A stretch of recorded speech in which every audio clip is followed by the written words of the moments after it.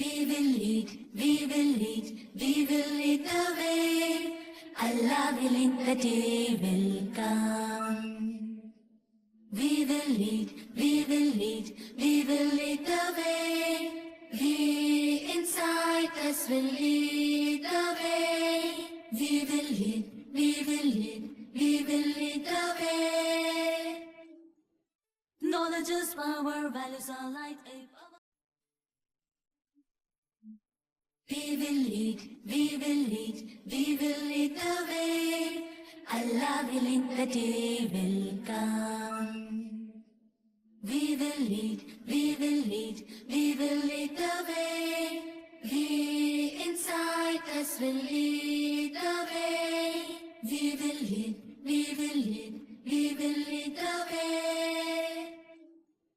Knowledge is power, values are light. A power light is what we get it inside.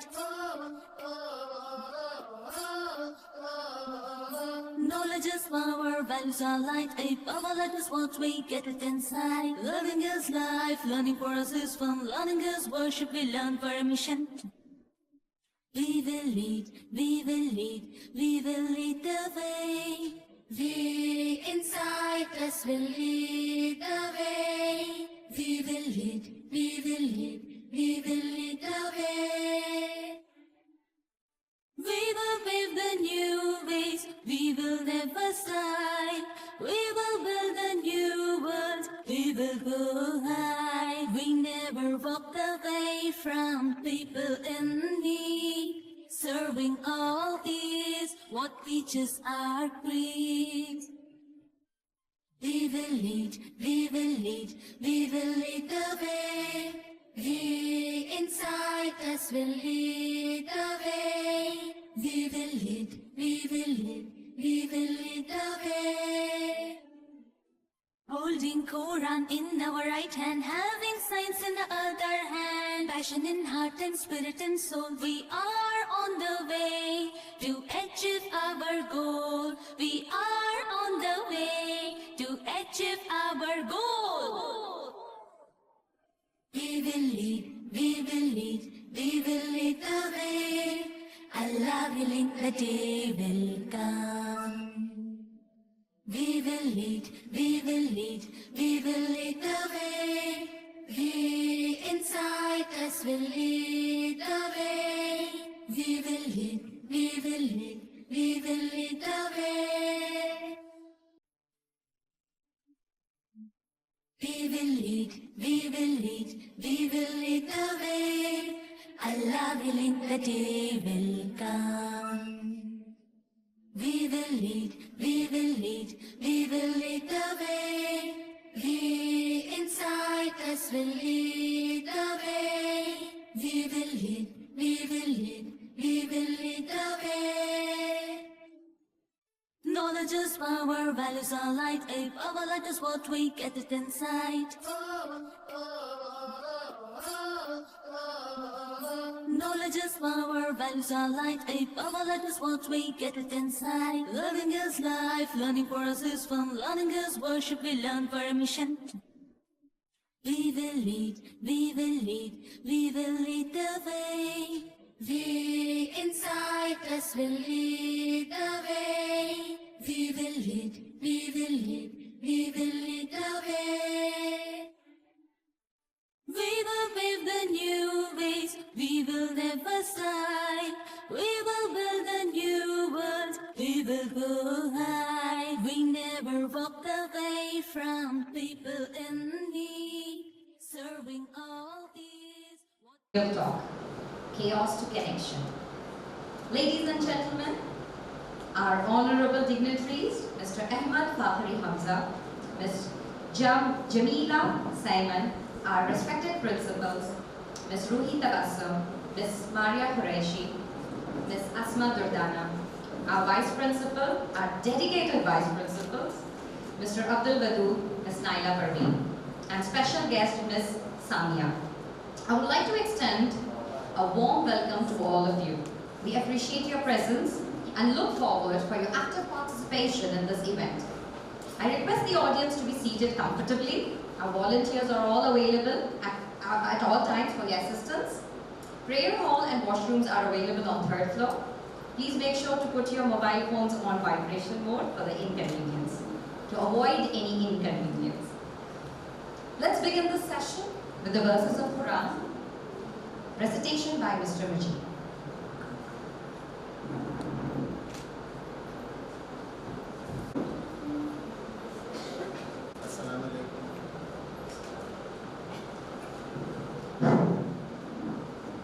Assalamu alaikum wa rahmatullahi ta'ala wa barakatuh. وعليكم السلام ورحمة الله تعالى وبركاته. أعوذ بالله السميع العليم من الشيطان الرجيم. بسم الله الرحمن الرحيم. ياسين والقرآن الحكيم إنك لمن المرسلين على صراط مستقيم تنزيل العزيز الرحيم لتنذر قوما ما أنذر آباؤهم فهم غافلون لقد حق القول على أكثرهم فهم لا يؤمنون إنا جعلنا في عناقهم أغلالا فهي إلى الأسقال فهم مقمعون وجعلنا من بين أيديهم سدا ومن خلفهم سدا فهم لا يبصرون وسواء عليهم أأنذرتهم أم لم تنذرهم لا يؤمنون إنما تنذر من اتبع الذكر وخشي الرحمن بالغيب فبشره بمغفرة وأجر كريم إنا نحن نحيي الموتى ونكتب ما قدموا وآثارهم وكل شيء أحصيناه في إمام مبين صدق الله العظيم. I warmly invite our dear students to come forward and present our school anthem, We Will Lead. This uplifting word embodies hold us inside. It calls on us to lead with purpose, grounded with knowledge, strengthened by faith, and guided by compassion. It serves as a reminder for every insider of their journey to grow, give, and glow.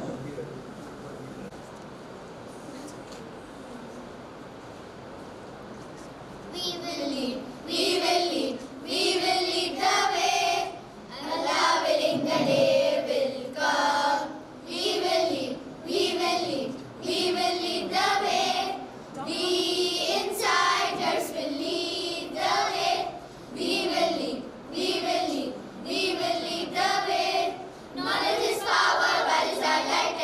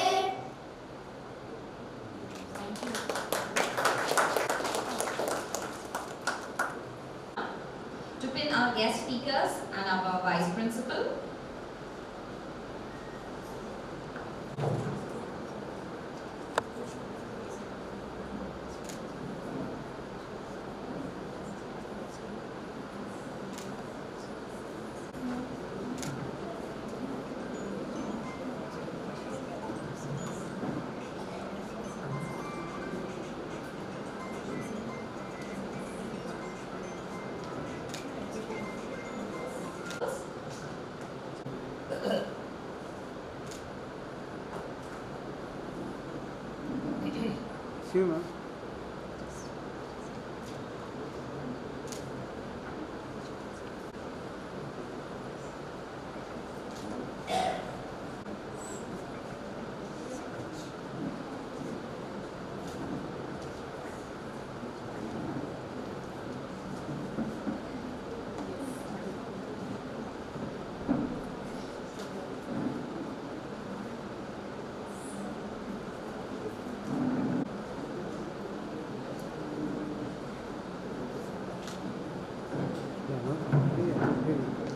Thank you, ma'am. Whose vision, dedication, and relentless pursuit of excellence continue to inspire all of us. Alongside her, Miss Maria has been a pillar of support and planning. Together, they have worked relentlessly behind the scenes, meticulously organizing every detail to ensure today's event is a memorable and a meaningful experience for you all. Under Ms. Ruhi's dynamic leadership, our institution has not only achieved remarkable milestones, but also fostered a culture of innovation, connection, and continuous growth. We are deeply honored to have both Ms. Ruhi and Ms. Maria with us today, and I now invite Ms. Ruhi to step forward and share her thoughts, reflection, and vision with us. Respected principals, vice principals, esteemed parents, and our honored guests. Assalamu alaikum wa rahmatullahi wa barakatuhu once again. Today is a proud moment for all of us at Insight International School as we welcome two distinguished speakers from Malaysia, Mr. Ahmad Fakhri Hamza and Ms. Jamilah Samian. Your presence is an honor and a blessing for our community, sir and ma'am. At Insight, we believe that true education is a partnership between school and home, built on trust, vision, and shared values. I sincerely thank our dear parents for embracing the new changes we have introduced.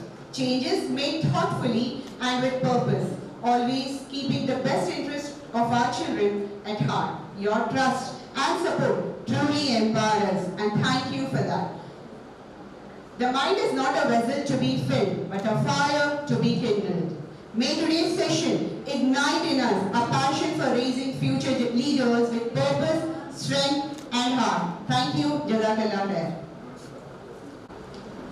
Ladies and gentlemen, it's our pleasure to introduce Ms. Jamilah Samian, esteemed head of Islamia Department and in charge of Value Committee at Insight. With over 12 years of experience as an Islamic Studies teacher and IGCSE facilitator, Ms. Samian has consistently demonstrated excellence, notably bringing home the National Topper Award from Cambridge for IGCSE at Islamia for 2 consecutive years. A big round of applause. That's a very huge achievement. I think she deserves standing ovation. A standing ovation, please. Thank you. Her expertise extends to authoring Islamic Studies supplementary books for all grades and a book for IGCSE Islamia Cambridge. Currently nominated for the prestigious Dedicated Teachers Award by Cambridge. Again, a big round of applause. Ms. Farina's dedication and passion for education are truly inspiring. Thank you, ma'am.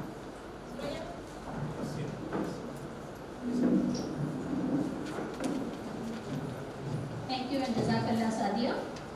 Assalamu alaikum and a very good morning. I'm here to explain you how integration of Islamic values into modern education is done at Insight International School. First of all, let me tell you what product actually Insight is trying to bring after their years of studies at Insight International School. We at Insight believe that a person after studying at Insight must have a holistic personality personality with perfect integration of all faculties of body, mind and soul. It means that there must be everything in accordance with the Islamic values. The second thing which we believe with the product of insight is that they should have the ability to think creatively, intellectual curiosity and solution-oriented approach to problems. We also believe that we want those students who have strong character, firm conviction to Islamic worldview and commitment to values. We also believe that our students, after completion of their education at Insight, must be exemplary leaders. They should have exemplary leadership qualities and an urge and passion to bring a positive change in the world guided by the values of justice. As you all know that when you have admitted your child to Insight International School, at that time only we have promised that we will be teaching our students to balance the world or the life in this world and the life hereafter. So with that commitment, we have designed our policy in such a way that we should be able to balance modern education with Islamic values. So this is the Insight policy, which is actually called as abbreviated as MEVAT. It means that every class at Insight of every subject must be meaningful, it must be integrated. Integrated means that it must be also connected with the issues going on in the society, with the other subject, with Islamic perspectives, and then every teacher must teach a value in every class. That's our promise. And then we want active learning, active participation of both teachers as well as students, and then we give challenges to the students. Sadia. Then how are elements of Islamic orientation coordinated with the subjects? First we try to teach them facts, and then we try to connect the teachings, whether it is physics, chemistry, biology or any other subject. We try to connect them with the ayahs of Quran, with the teachings of the Quran, so that they should have a connection with Quranic verses. They should not take modern education as separated, completely different from Islamic education. They should go hand in hand. That's the reason we try, all the teachers at Insight try to connect all the teachings, all the subjects with the ayahs of Quran. Then we teach Islamic values. Like for example, we teach them how to sacrifice, how to be obedient, and then truthful, trustworthiness, and so on. And then we try to explain them the theories of Islam and also connect those theories with the scientific theories. And then actually our objective is that all endeavors should aim at Islamic objective of Ibadah and Khilafah finally. Now, to actually achieve this, what are we doing at Insight? First thing, activities that promote Islamic learning and character development. Our modern assemblies are not like assemblies of other schools, wherein actually national anthem is recited or certain presentations are given in assembly. In fact, we focus in our assembly that we should teach them surahs, we should teach them du'as, we should teach them ahadith, and all these are interconnected, interlinked. Like for example, we take a particular value, we target a particular value. For example, we take truthfulness, then we try to connect that with Quran.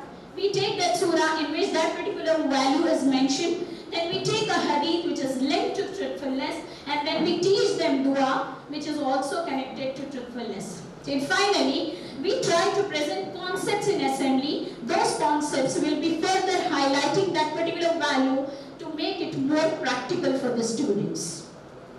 Then we have weekly ijtimas or religious gatherings. It means that we teachers not only put our efforts in to explain the Islamic values and teachings, but also we invite people from outside to make it more understandable and to develop character of our students. So we have this plan with us that we invite people from outside also, the renowned people of the community, to explain Islamic values to the students. Then in every class we make sure that we also appoint a value monitor and the duties which are to the value monitors are like this, that we try that our value monitors should remind students, their classmates, for the recitations of dua, for making sure that they should eat, they should walk the way Quran teaches them. It means that in everything, when they are in the classroom, our value monitors make sure that they should be reminded, they should be getting continuous reminders to be in alignment with the teachings of Quran and Sunnah. And then we have Islamic studies at inside as a course syllabus, as a course subject. I hope you all know that. And for that, we have our partner as Iqra till grade 6. From grade 8 onwards, we will be teaching them Cambridge IGCSE Islamia 0493 syllabus. And then we also make sure that the whole 30th para of Quran must be memorized by the time student reaches grade 7. Means when once they complete grade 7, they also learn the entire last para of the Quran. Not only memorization, but also our Islamic studies teacher makes sure that all the surahs must be understood perfectly with the complete explanation. Then, as you all know, that because of the high knowledge, the great knowledge they gain at inside, right from the beginning, right from nursery up to grade 8, it happened, alhamdulillah, that we actually started writing Cambridge IGCSE Islamiyat exam from the year 2023. It means that it was our first attempt, but alhamdulillah, from that time in 2023 as well as in 2024, we were able to secure National Topper Award for Islamic Studies.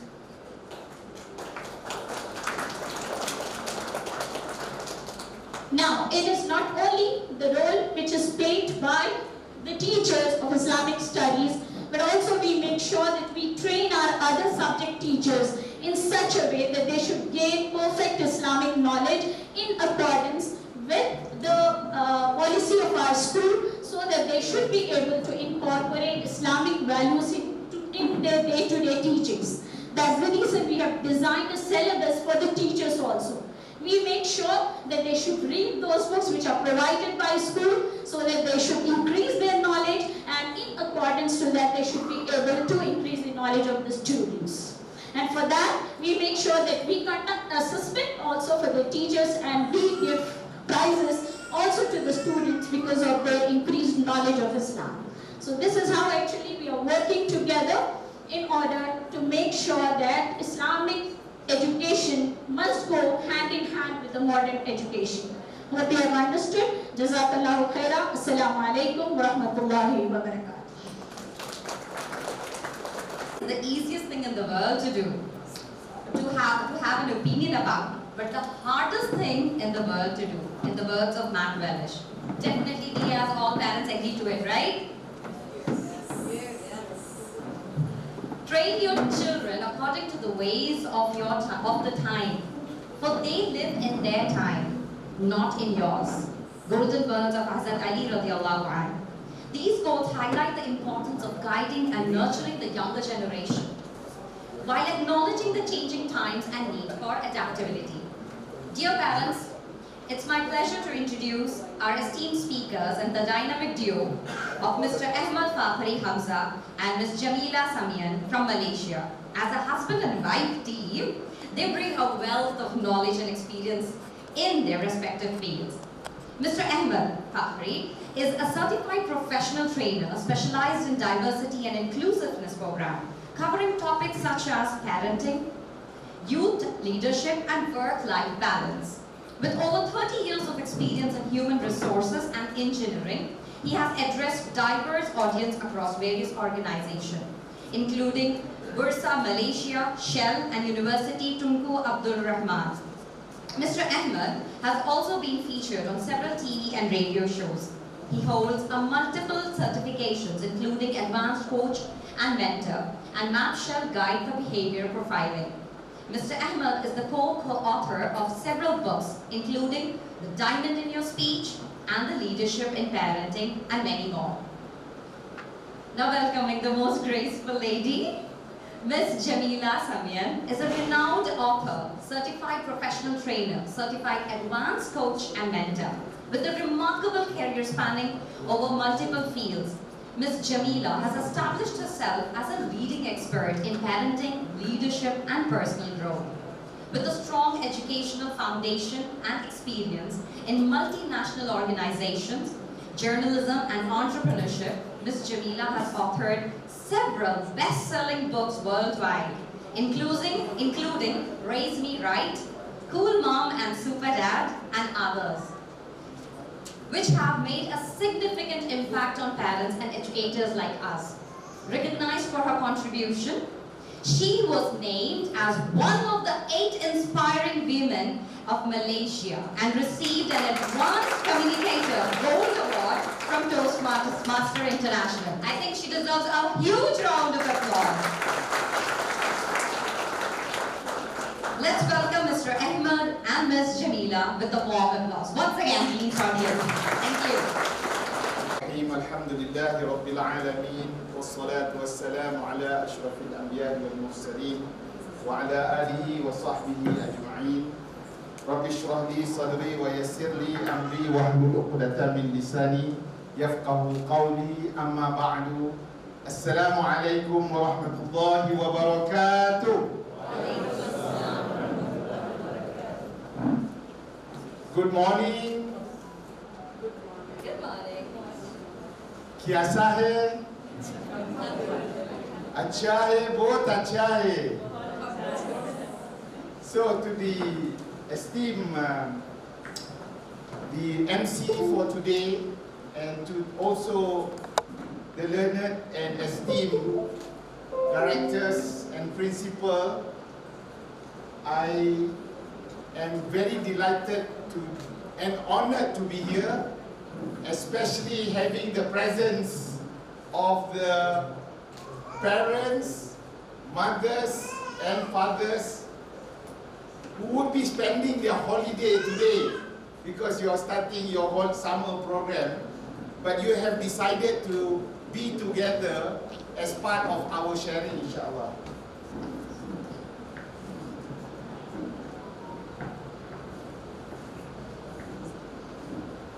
Delighted to be here because this was a starting point when we met with Dr. Rashad, who came to Malaysia last September, and that started the whole thing of for us to come and share our thoughts.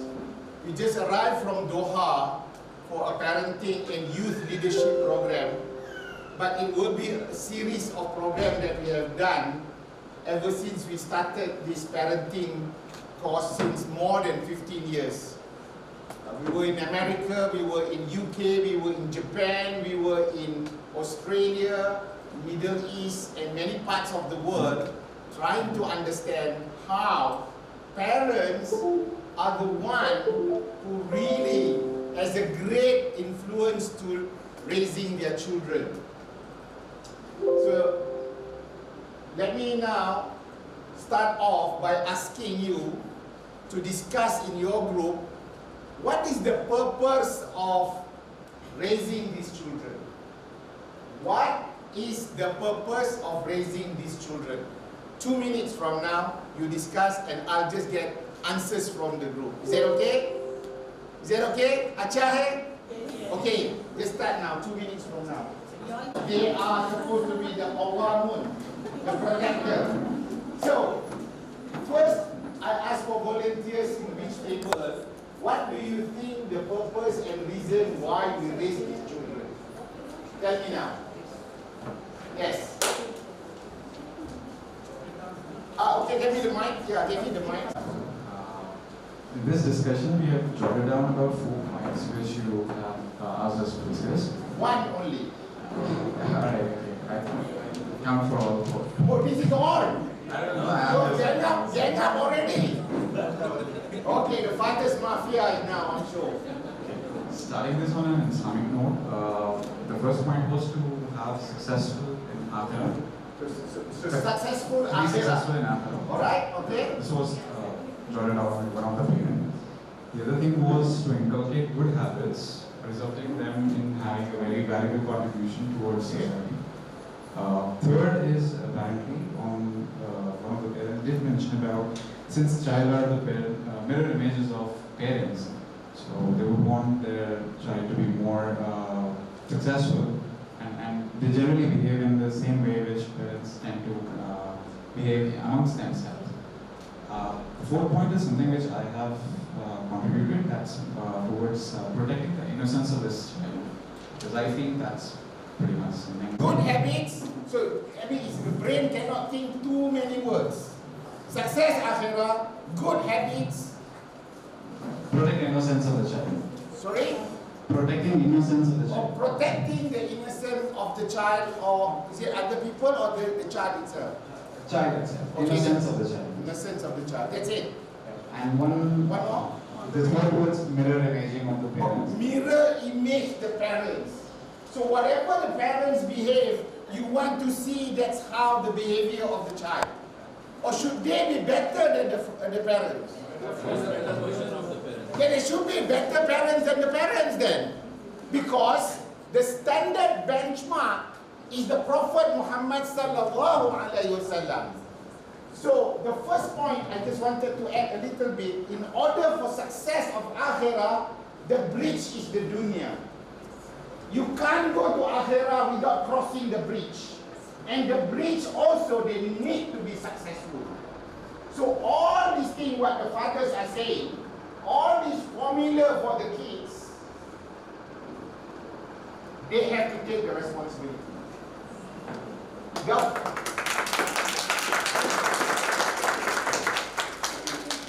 No, not from me. Not from me. It's from the Hyderabad inside fathers who are declaring now, in order for you to raise these children, success in akhirah, in this dunya, they are successful. They also must have good character, mirrored by how they look at their parents. That is a very tall order that you have to realize.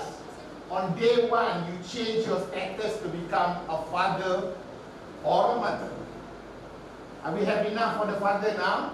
I hope some of these videos, so that if they did not do their responsibility, will rewind the video to remind them. Let's see what the mother says. Why do we raise our children? No, I don't. It's okay. Any group will say. I know you did not. So, how do we raise children to become a good human being and to be independent in the world with the help of Islamic values? And we have to raise children to be God conscious. Okay. And to be success in dunya and as well as in the akhirah. Amen. So you have synchronized secretly with the fathers now.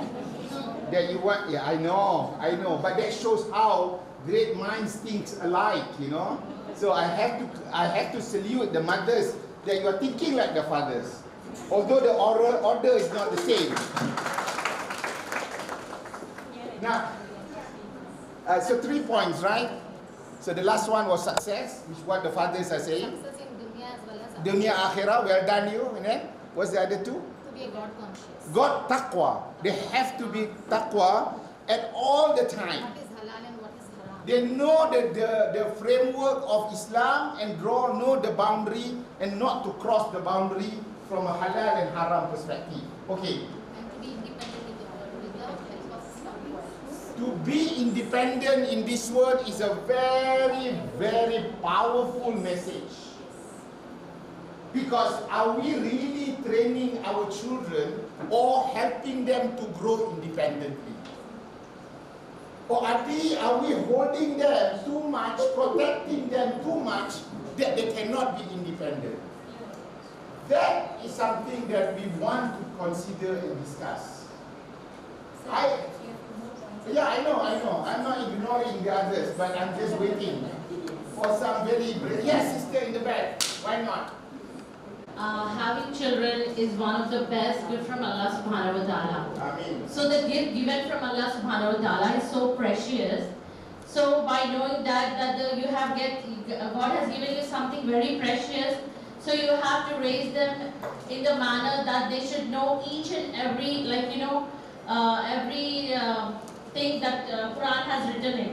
Okay. So they have to follow each and everything. First of all, we parents have to follow, like we have to be very particular about our character, about our nature, about the behavior we are behaving with each and everyone, like our parents, our neighbors and everything. And the second thing is we should teach them very, like, you know, very everything that is like halal, haram, and we have to make them, you know, we have sometimes at some points we have to make them, it is very difficult to make the kids understand. So we have to have that patience so that we can teach them everything, so that the kids, they also can learn that what patience is. You know, everything we are doing, but the patience is not there in parents nowadays, what I can say. So that is the main thing, having patience, iman, and like, you know, good character, good behavior in each and every, like, you know, every aspect that can make our kids very prosper, I think so. Alhamdulillah, thank you, sister, because you have described the characteristic of a parent, but your role is define what you want to do to raise these children. Now, the characteristic has already been mentioned in the Quran, and the best example that is given clearly from a man, his name is Prophet Yaqub alayhi salam. When he lost his child twice, he spoke about fasabrun jameel. Fasabrun jameel means patience is most beautiful. And we can read the Quran, we can listen to the Quran, but our challenge as parents, can we exercise patience when we see our children not doing what they're supposed to do? Do we have that strength and not to yell and shout and scream before giving them the opportunity to grow? But I still want to hear what is the purpose of us raising these kids. Assalamualaikum warahmatullahi wabarakatuh. All the points have been covered. Alhamdulillah. But one most important point is that we raise our children because we have to be in front of Allah subhanahu wa ta'ala. We have to answer about our children. So we have to raise in good manners so that we can stand properly in front of Allah subhanahu wa ta'ala. We can answerable to Allah subhanahu wa ta'ala. So how do we know that, sister? How do we know that we have to stand in front of Allah subhanahu wa ta'ala? Because in Quran only that Allah subhanahu wa ta'ala has explained us that one day you have to come to me, and what I have given to you in the word, you have to answerable about that. MashaAllah. A powerful reminder from Surah At-Tahrim, Surah 66, Ayat 6, which is Qu anfusakum wa ahlikum nara wa quduha an-nas wal hijara. Assalamualaikum. Selamat datang Insight and Educating. I just wanted to add on, when we talk about purpose of parenting, then obviously the basic things will be to fulfill the needs of them, right? So we are the first school, for our children to fulfill their physical, emotional, psychological, as well as spiritual needs. So, like many of what the parents have said earlier, where that we have the responsibility to protect ourselves as well as our children from the hellfire. And obviously, the ultimate goal will be to gain success in this world and the hereafter. And I think all of us as parents, we aspire our children to be able to be practicing and a model Muslim that can contribute to the Ummah, inshallah, in the future. Ameen, Ameen, Ya Rabbal Alameen. I think there's, thank you, because there are more mothers and ladies, we'll give one more chance, right? Is it okay, fathers? Yeah, okay. Yeah, you spirit. Now that we won't having any more profits, so it's our responsibility to spread the deen and also to make our children sadaqah jariyah for us. So yeah, that's it, right? Is there anything to add? Allah has created every human being for the purpose. Yeah, so we already discussed about the purpose of life, and everyone has a purpose. Every human being is created to the purpose, so we need to fulfill that and take it forward. And for that reason, create more leaders so that we go ahead and. So how do we know that, sister? How do we know that that is the purpose of why we raise them? I know you discussed with the team, but I want to know, how do you know that was the reason why we are raising? So you heard what she says? What did she say? And what was the song by the children just now? That's right. What's the ayat again, sister? Did the Quran say that or not to support? Yes. What was the ayat? No, one more. Give me one more try. Huh? Yes. Say it again, sister. Yeah, it has to come from the Islamic studies teaching. MashaAllah. A lot of challenges raising their children. And the point is that we've worked so hard to give them food and drinks and house and protection and sending them to schools like inside and make sure they are well paid. Still we have problems with these children. Still they throw tantrum to buy things and gadgets, whatever they want. Still they demand from us something which we think that they are not ready yet. And yet, that's why they are to be raised as leaders. Because Allah is testing all of us either as parents or them as children. They look at their friends, they got the iPhone, they got all the best gadgets, and they demand from you. Is it our job to always comply or meet their demand? Or is it our job to draw the line? Draw the line, brothers and sisters, because they may not be ready yet to do and perform. And that is why we as parents play the important role to make sure that we are now not raising a human being, just a human being. Because what the sister says just now, that the way Prophet Zakaria said, Rabbana hablana min azwajina. It is a gift. Brother, when someone gives you a gift, you just don't ignore it. You just don't waste it. You protect it indeed in the manner that it is possible then.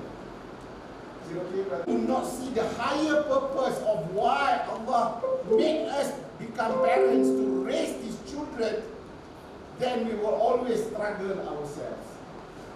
Then we will always either give up or we will not be able to see the beauty. How many accounts do we have in Akhirah, by the way? How many accounts do we have? Do you know that we have accounts in Akhirah? Not saving, not current account. How many accounts? 3 accounts.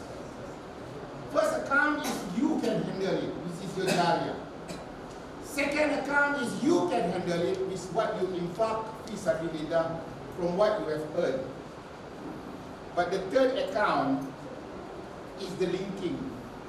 It will be the continuous, even though you have passed away, because your children is going to make dua for you and continue to then do and perform like the mirror of who you are, so that then inshallah your account will continue to flow more and more. And I think if you can understand that concept, you knew very well that raising these children is not going to be easy. The Prophet Adam alayhi salam has the problem of the son killing his son.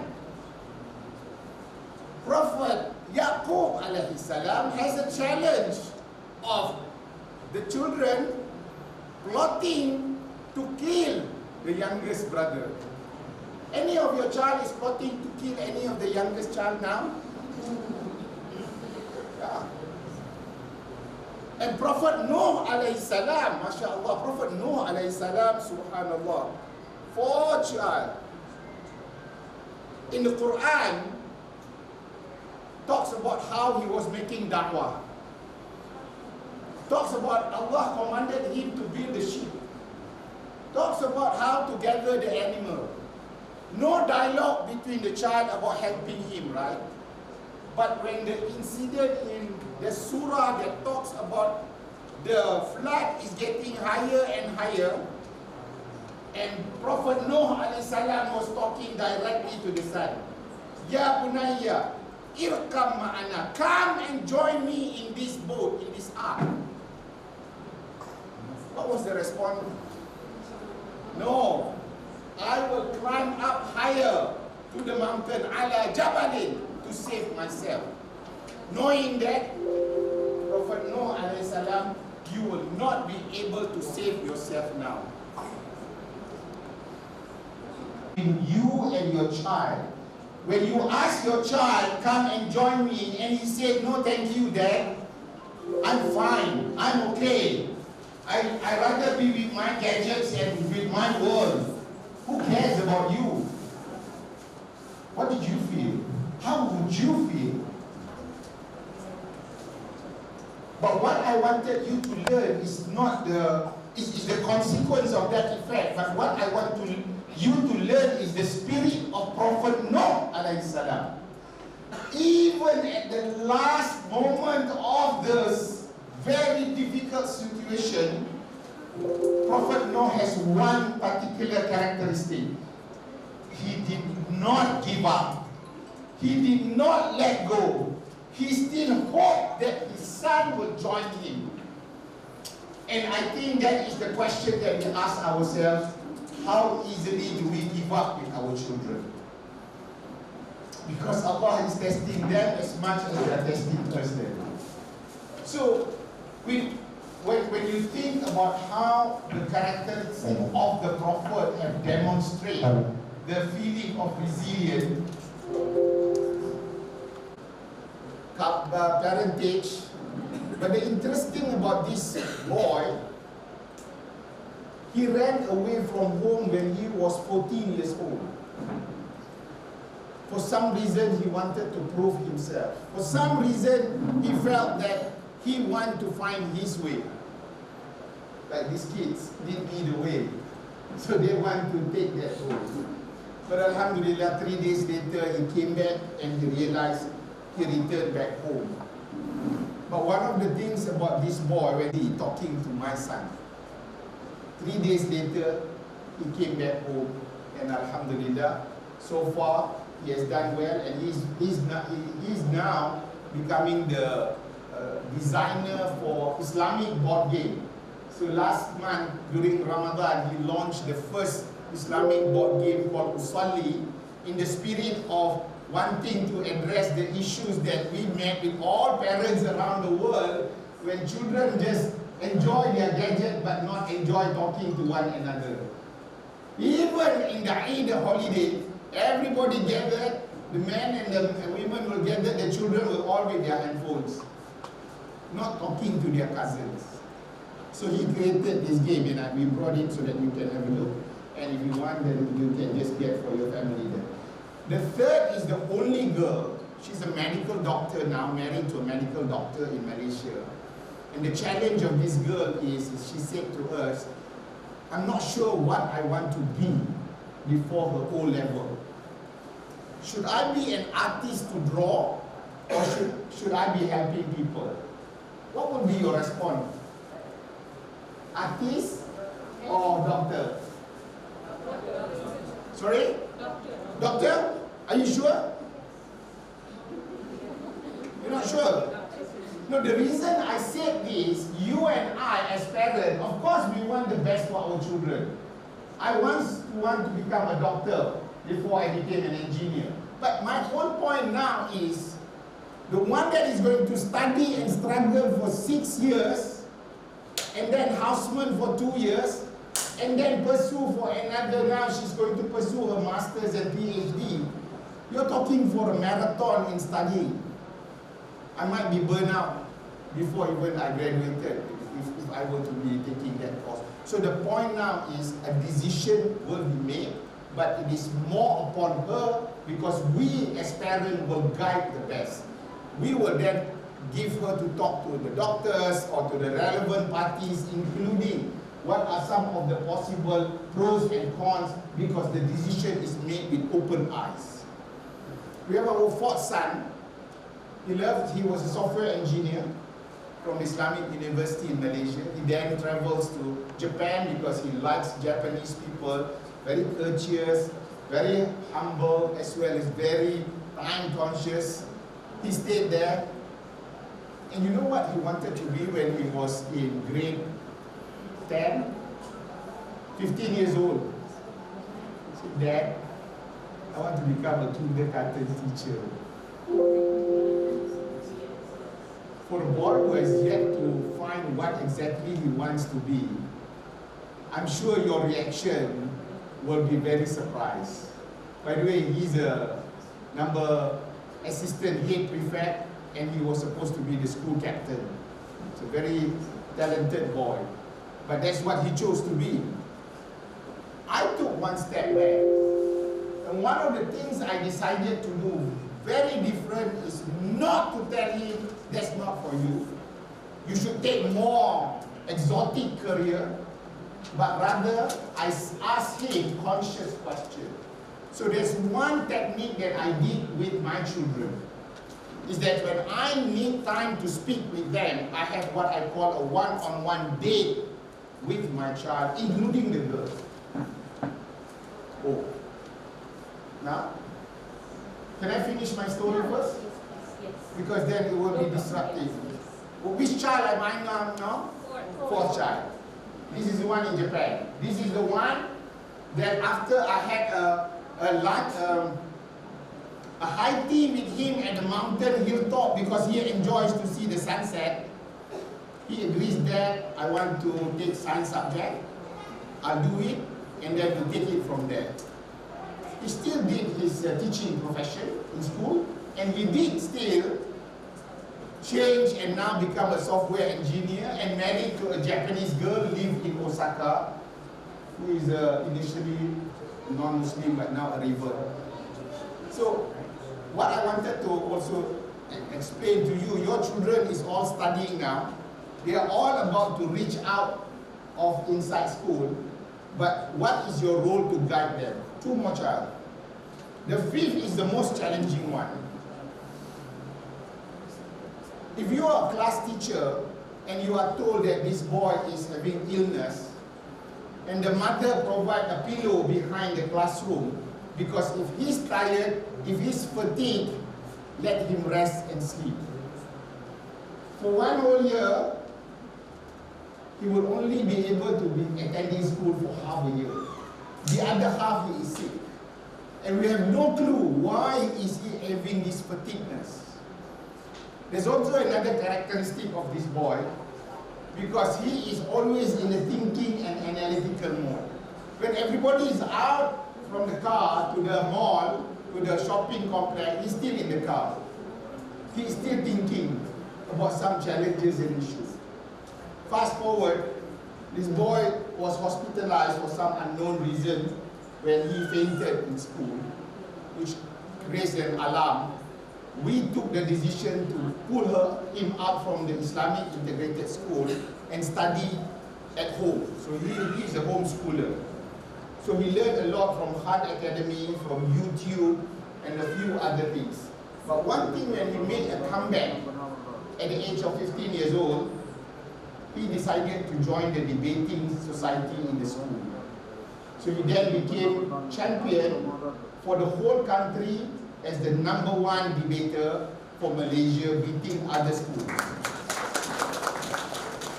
He went to the Islamic International School, and he wants to take a discipline subject which is the most challenging in engineering. It's called mechatronics. They didn't offer because of industry wasn't ready.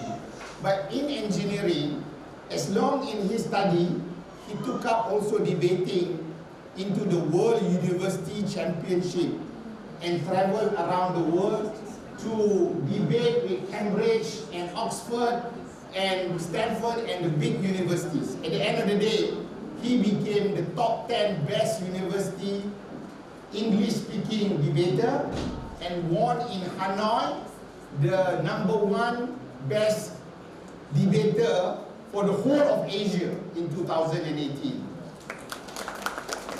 I'm telling you this boy, not because I wanted to demonstrate what he can do. But what I wanted to tell you is that some children do not blossom early.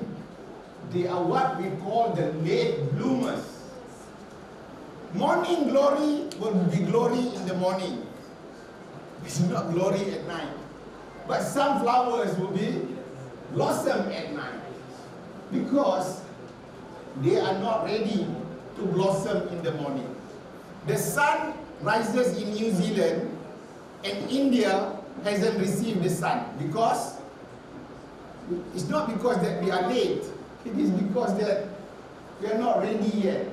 The time will come. My advice to you, your children may not be the top A+ student now, but if you put your faith, if you put all your hearts and mind to help him or her, there are a much stronger reason when they can see your sincerity, your effort that you've put, so that then they will blossom at the end of the day. So the last one, all 5 are married now, so the last one is in UK now, and this is another completely different case because he wants a completely different study, so he finally took illustration on his own. After he worked, he resigned after 3 years, he set up his own digital school. Now he is pursuing his masters in UK. But my point is that although we, the same father, born by the same mother, delivered in the same environment, and we give as much love as we can, our children will not grow like a cookie cutter, like a production factory. But deep in our mind, we want each and every one of them doing the best to become the leaders in their own part. I shall now hand over for the next session because we need to take a break. So with that, I hand over back to the master ceremony. Over to you. Very good. And so I don't know why you are coming to this course now, or this session, because your understanding is high and excellent. I should be learning from you. But this is an ongoing process of education because we discover every child is unique, every element is unique. I'm not talking even special child. So what is it that you want to know from us? So these are about 78 different responses that they want, kids today learn AI. By the way, it used to be gadgets, it used to be handphone. Now it's AI. I'm telling you, the world will not stop. Next, your children will have a digital assistant. Mom, you want to talk to me? Talk to my digital assistant, which happens to be a robot. Whether I'm hungry or my mood. I mean, that's the kind of world that you will see as the world becoming more and more sophisticated. So, because of that, I decided to then summarize whatever from what you say. And these are the 7 things or 5 things that appears. So from all the results, this is the 5 main themes. Strong relationship, discipline and character building, having a faith value, how do you handle special needs or teenagers' challenge need, and finally, some people say we want parental skills. You and I learn about parenting because we thought that's what our fathers and mothers are doing. Our parents, they only know one thing. They only know to handle kids is all problems can be solved by a hammer. And they will just use the hammer in every occasion. And that's why we talk about Muslim toolbox, because in a toolbox, there's not just a hammer. For different things to repair, you need screwdriver, you need spanner, you need different. So you need different skills to connect the children because they need different things there. So in a nutshell, I've shared with you my children, the 6 of them, and with that, the challenge that I am facing and why Jamilah and I are talking around the world to inspire parents to raise their children, because majority of my grandchildren are living in a country where Muslims are minority. They are so exposed to LGBT. They are so exposed to the issue that you and I are worried whether they are going to sustain their Islamic values and characteristics. And that is why I want and I sincerely felt that for you, although you are living in Hyderabad where Muslim population is bigger than the others, I knew that there are now outside values coming into the bedroom without you opening the door. Because the Wi-Fi connection is making that global arrangement. Brothers and sisters, no one needs to knock the door. They just enter and have that Wi-Fi connection. That is the one that we have to ask. The children is asking, is there a Wi-Fi connection if we go to holiday, mom and dad? Instead of asking, when is our connection to Allah subhanahu wa ta'ala? At what level? 1, 2, 3, or 4, or 5? So sincerely, I believe that until and unless we know what we can prioritize in our life, I make it easy that prioritizing is using the technique called 5F. 5F. Or since I wanted to show you why, and I promised Jamilah I cannot hijack more than her time. So what I wanted to show is that the first book called Cool Mom Super Dad is already sold out after 3 publications. This is Cool Boy Super Son because we have 5 boys and 1 girl. But it's still applicable for boys, for girls, because even she wrote about sex education to explain the situation with them.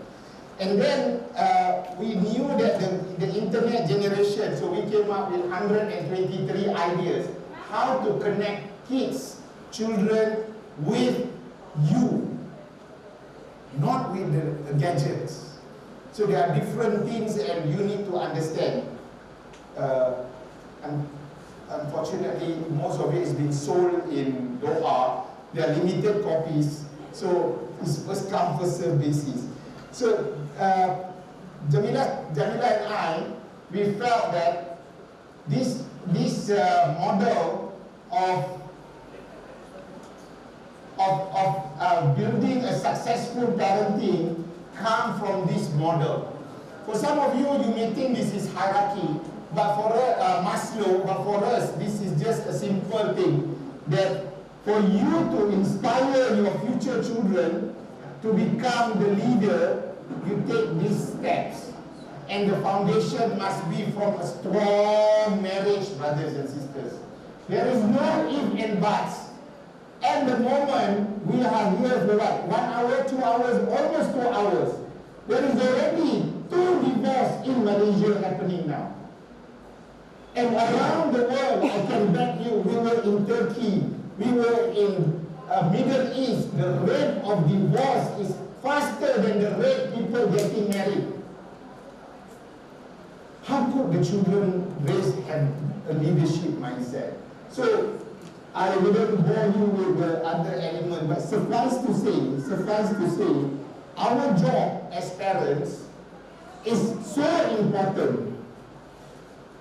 Where are the children first when they are born? In the house.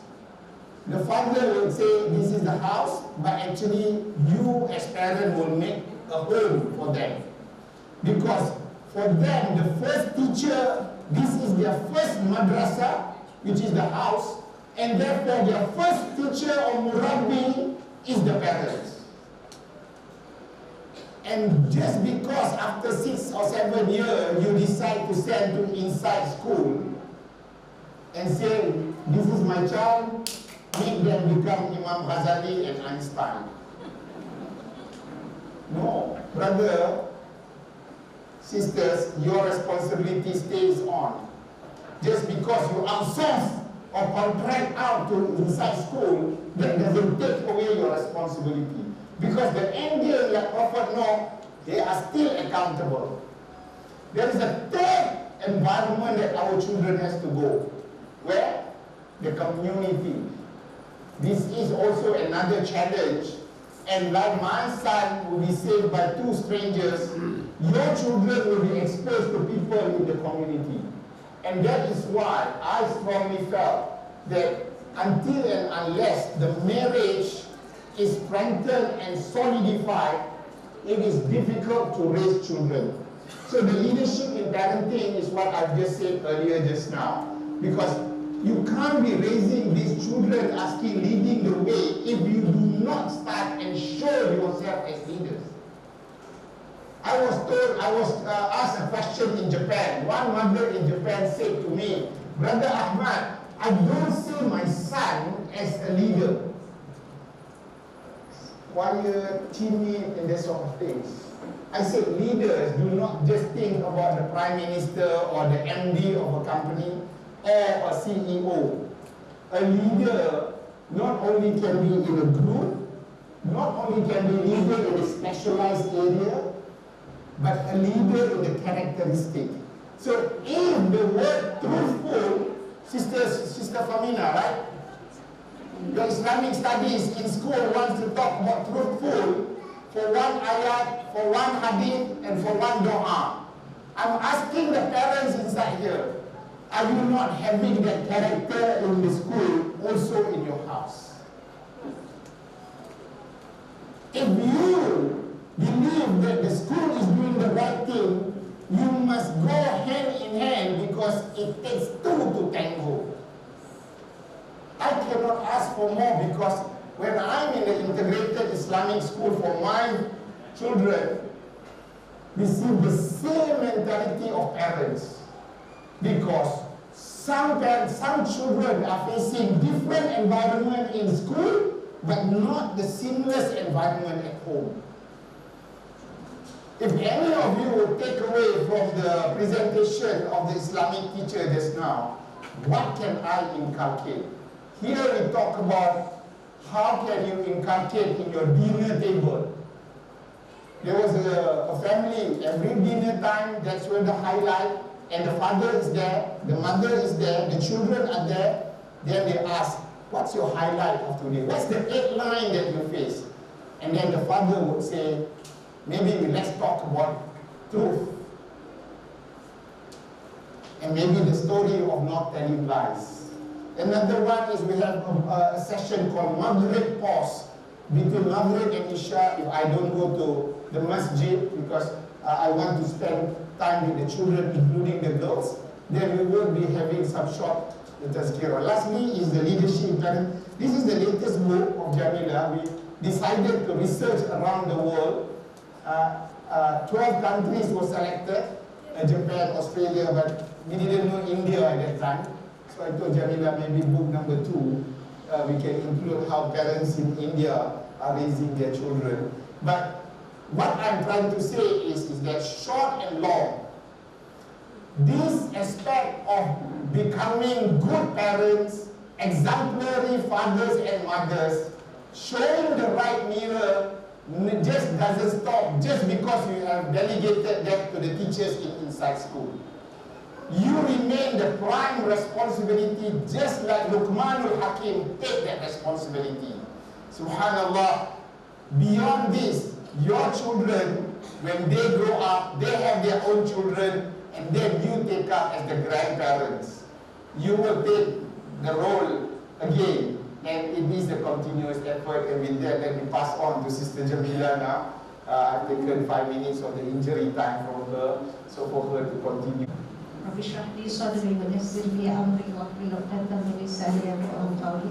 Assalamualaikum warahmatullahi wabarakatuh. Thank you so much. In my mother tongue, I say terima kasih for being with us today. You have been very, very patient parents, very patient audience for being able to sit down since morning. So inshallah, although our time together is very short, I do hope that there will be something that you take away from this very short session, inshallah. Why are you into parenting? I have to tell you, I was never planned. But as a young mother, I made a lot of mistakes. And I mean a lot. Although, when I first became a parent, I already had a degree, right? So what does that show you? Having a degree does not guarantee that you become an effective parent, right? And this is something that we take for granted, brothers and sisters, because we think because our parents were able to raise us the way they were, just because of that, just because of what we observed our parents or maybe our grandparents or whoever we model after, we think that we would do a good job as well. My personal experience proved that it did not work that way. If you are lucky, you had parents or grandparents who taught you how to raise children well. If you did not, then you would have major challenges, alright? So let me illustrate with an example of what I experienced one morning, because we are talking about the real talk from chaos to connection.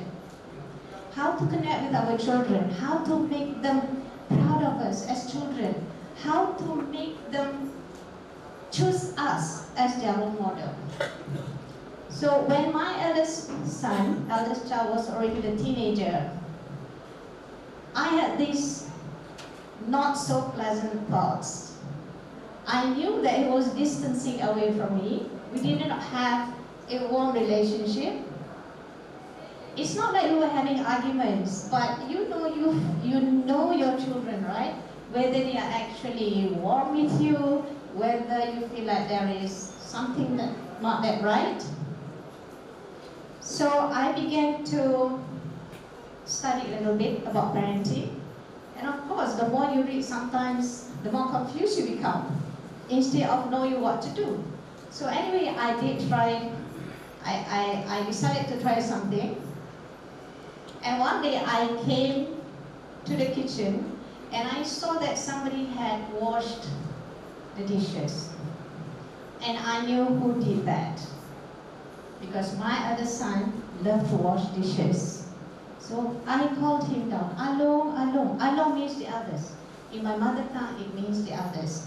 So he came down with this worried look on his face. So I came to him and I smiled and I gave him a pat on the back and I said, I just want to thank you. Can you imagine the look on his face? He actually stepped back with a look of shock on his face and he said, "We just wanted to say that?" I said, "Yes, why?" And he said, "I thought you're about to scold me." Does this story resonate with you? When you were growing up, did you ever experience this moment? Or maybe you as a parent actually experienced that with at least one of your children. I believe through my interactions with a lot of parents, because my first book was published in 2006. That was almost 2 decades ago. And since then, I've engaged with lots of parents and educators. I know this is a problem everywhere. See, one of our main issues is that we don't love our children enough. Pointing out their mistakes. When we keep pointing out their mistakes, sometimes it confuses them. And also they become very self-critical. They think that they are not good children. And worse, it actually pushes them away from us, right? And believe me, one of the best things that you could do as a parent is to grow a strong relationship with every single one of your children, right? Boy or girl. Now moving on, let's have a look at mothers in the Quran, because Brother Ahmad here, he has already given you some tips about mothers in the Quran, right? So it's only fair that we share something about mothers in the Quran. Okay, some highlights. There are 2 mothers that I want to highlight here. Number 1 is the mother of Isa alayhi salam, who is Maryam alayhi salam. What I want to highlight here is that Maryam alayhi salam had very, very challenging moments, did she not? When she became pregnant and when she had the baby. And what I want to point out is 2 things. Number 1, being a single mother is not easy. And every community has their own share of single mothers, or even single fathers for that matter. Number 2, it's natural for us to experience all kind of emotions as parents, right? Sometimes we get down, sometimes we are happy, sometimes we are sad, sometimes we are elated, and that shows that we are human because we experience all these kind of emotions. That makes us human. We are not robots, all right? But the most important thing is to tawakkal ala Allah. And the next one that I want to share a bit more is the mother of Nabi Musa alayhi salam. We all know that the Prophet Musa alayhi salam is the prophet that has lots of stories in the Quran, correct? Now I want you to go back to that moment when Nabi Musa's mother, she already had Nabi Musa. And we know at that time, Fir'aun, the king, was very much a violent and aggressive king, persecuting the people of Nabi Musa alayhi salam. Now what did the mother of Musa alayhi salam did? What did the mother of Musa alayhi salam did? Put him in a basket and, yes, not loud enough? Do you want me to speak louder? Can you hear me at the back there? Can, alright. So what did the mother of Nabi Musa did? Put him in a basket and, yes, let him go in the river. It wasn't a calm river, it was a raging river. So imagine the feeling of that kind of conflict, right? What am I doing to my baby? But if you were to go to this particular ayah, this verse in the Quran, where the mother alayhi salam, despite her overwhelming emotions, she instructed the other sister of Musa alayhi salam. What did she tell her? Follow him, right? Kusihi. How old do you think the other sister of Musa was? We cannot verify how old she was, but I imagine she cannot be an adult. Can she be an adult? Very unlikely. She cannot be 30 years old. She cannot be 40 years old. She's a child. Follow him. What can we think of the character of this girl who is so, what can we describe? How can we describe her? She was brave. She was courageous. Obedient, yes, and independent. Very, very critical moment. And she played a critical role in that because she was able to follow. And she is intelligent too. Very intelligent. But imagine the kind of upbringing that actually raised that kind of character. One of the issues that we have in this generation is that we feel that there is a lot of dangers outside, and that is true. Even in my home country, we don't just leave children outside playing by themselves because there are lots of kidnappings and whatnot. But as much as possible within a supervised environment, we need to nurture the courage and the habit of being independent and having the intelligence to think on their feet. The last thing we want is to mollycoddle our children. Of course, when I say not to mollycoddle our children, it has to be done in age-appropriate ways. Very important. You don't tell a child 5-year-old just cross the street by yourself, right? You didn't do that, okay?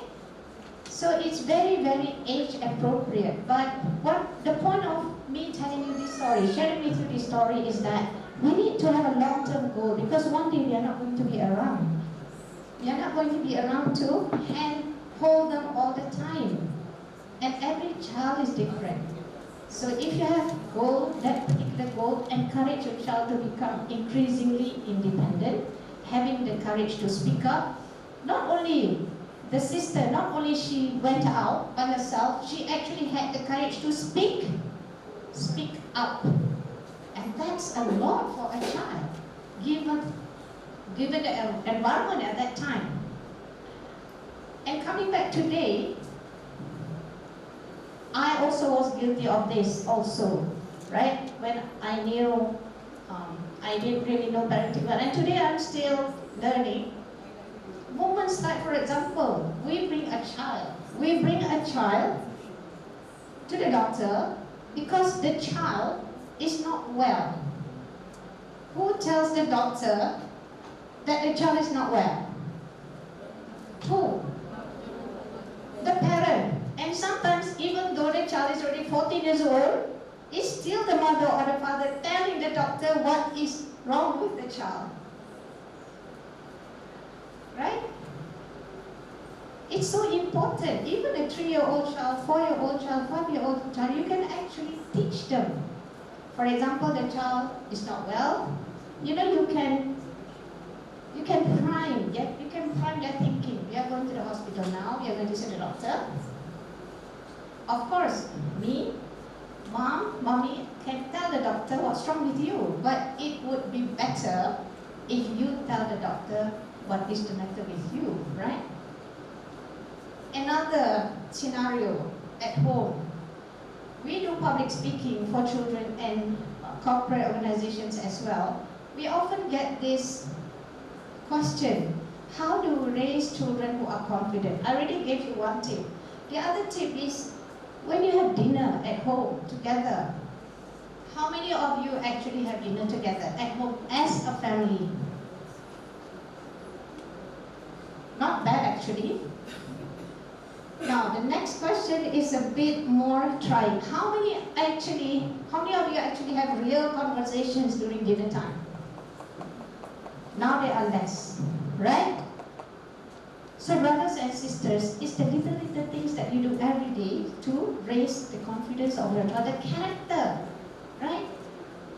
You ask them, how did you do today? What did you learn today? The little things. These are habits that we can instill in the children to speak up. It's so much easier if they learn it bit by bit rather than, here you go, you have to follow that man or that woman. You know, that's a big job to do. But if we were to just polish them bit by bit, they will become a leader, inshallah, alright? And it's not only that, you know when you polish those skills and you have a nice conversation at home, they learn how to structure their thoughts and your relationship. The connection is back to the connection as well. It grows over time.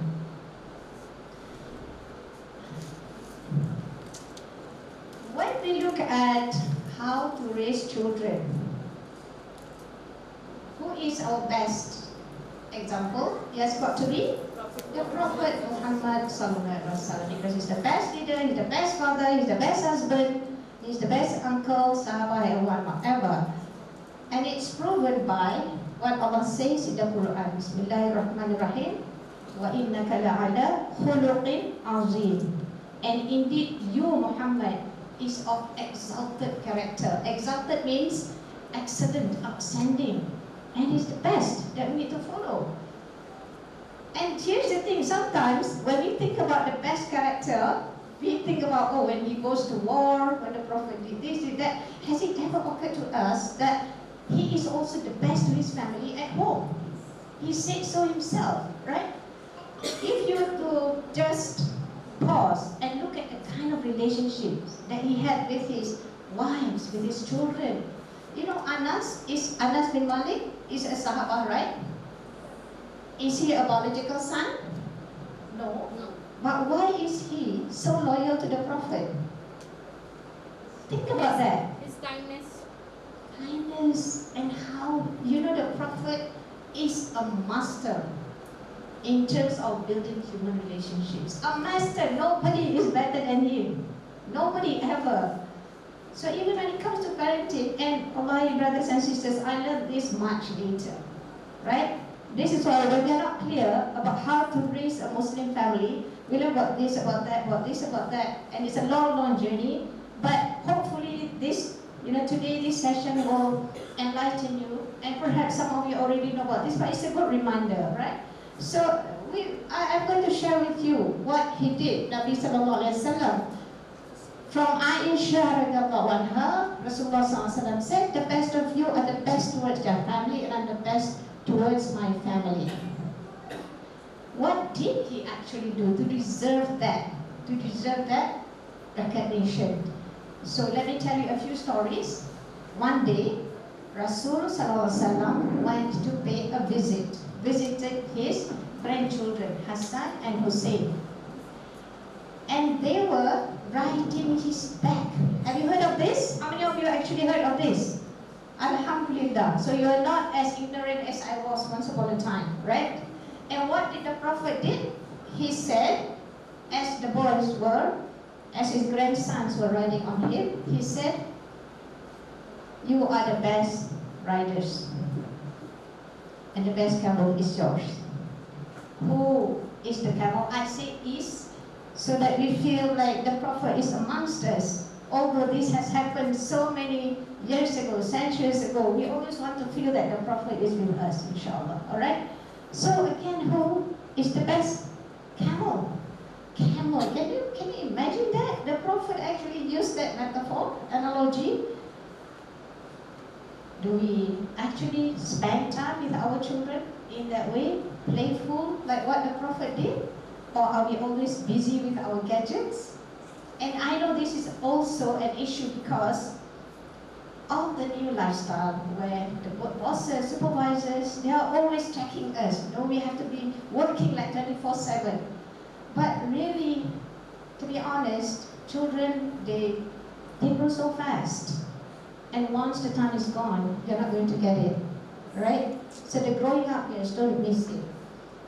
Another example was when the Prophet ﷺ visited his grandson Hassan, and the Prophet was holding the hands of Hassan alayhi salam, and he told Hassan, climb up. Can you imagine that? Can you imagine that? And it's not just his grandchildren, it's not just his family. He was proactively engaging with the children of his community, with the Muslim community, right?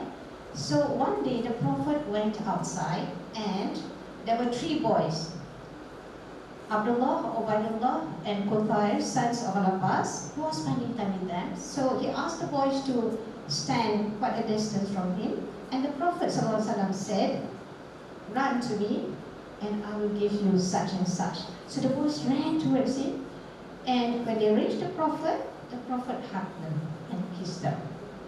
That's how the Prophet's engaged with the children, right?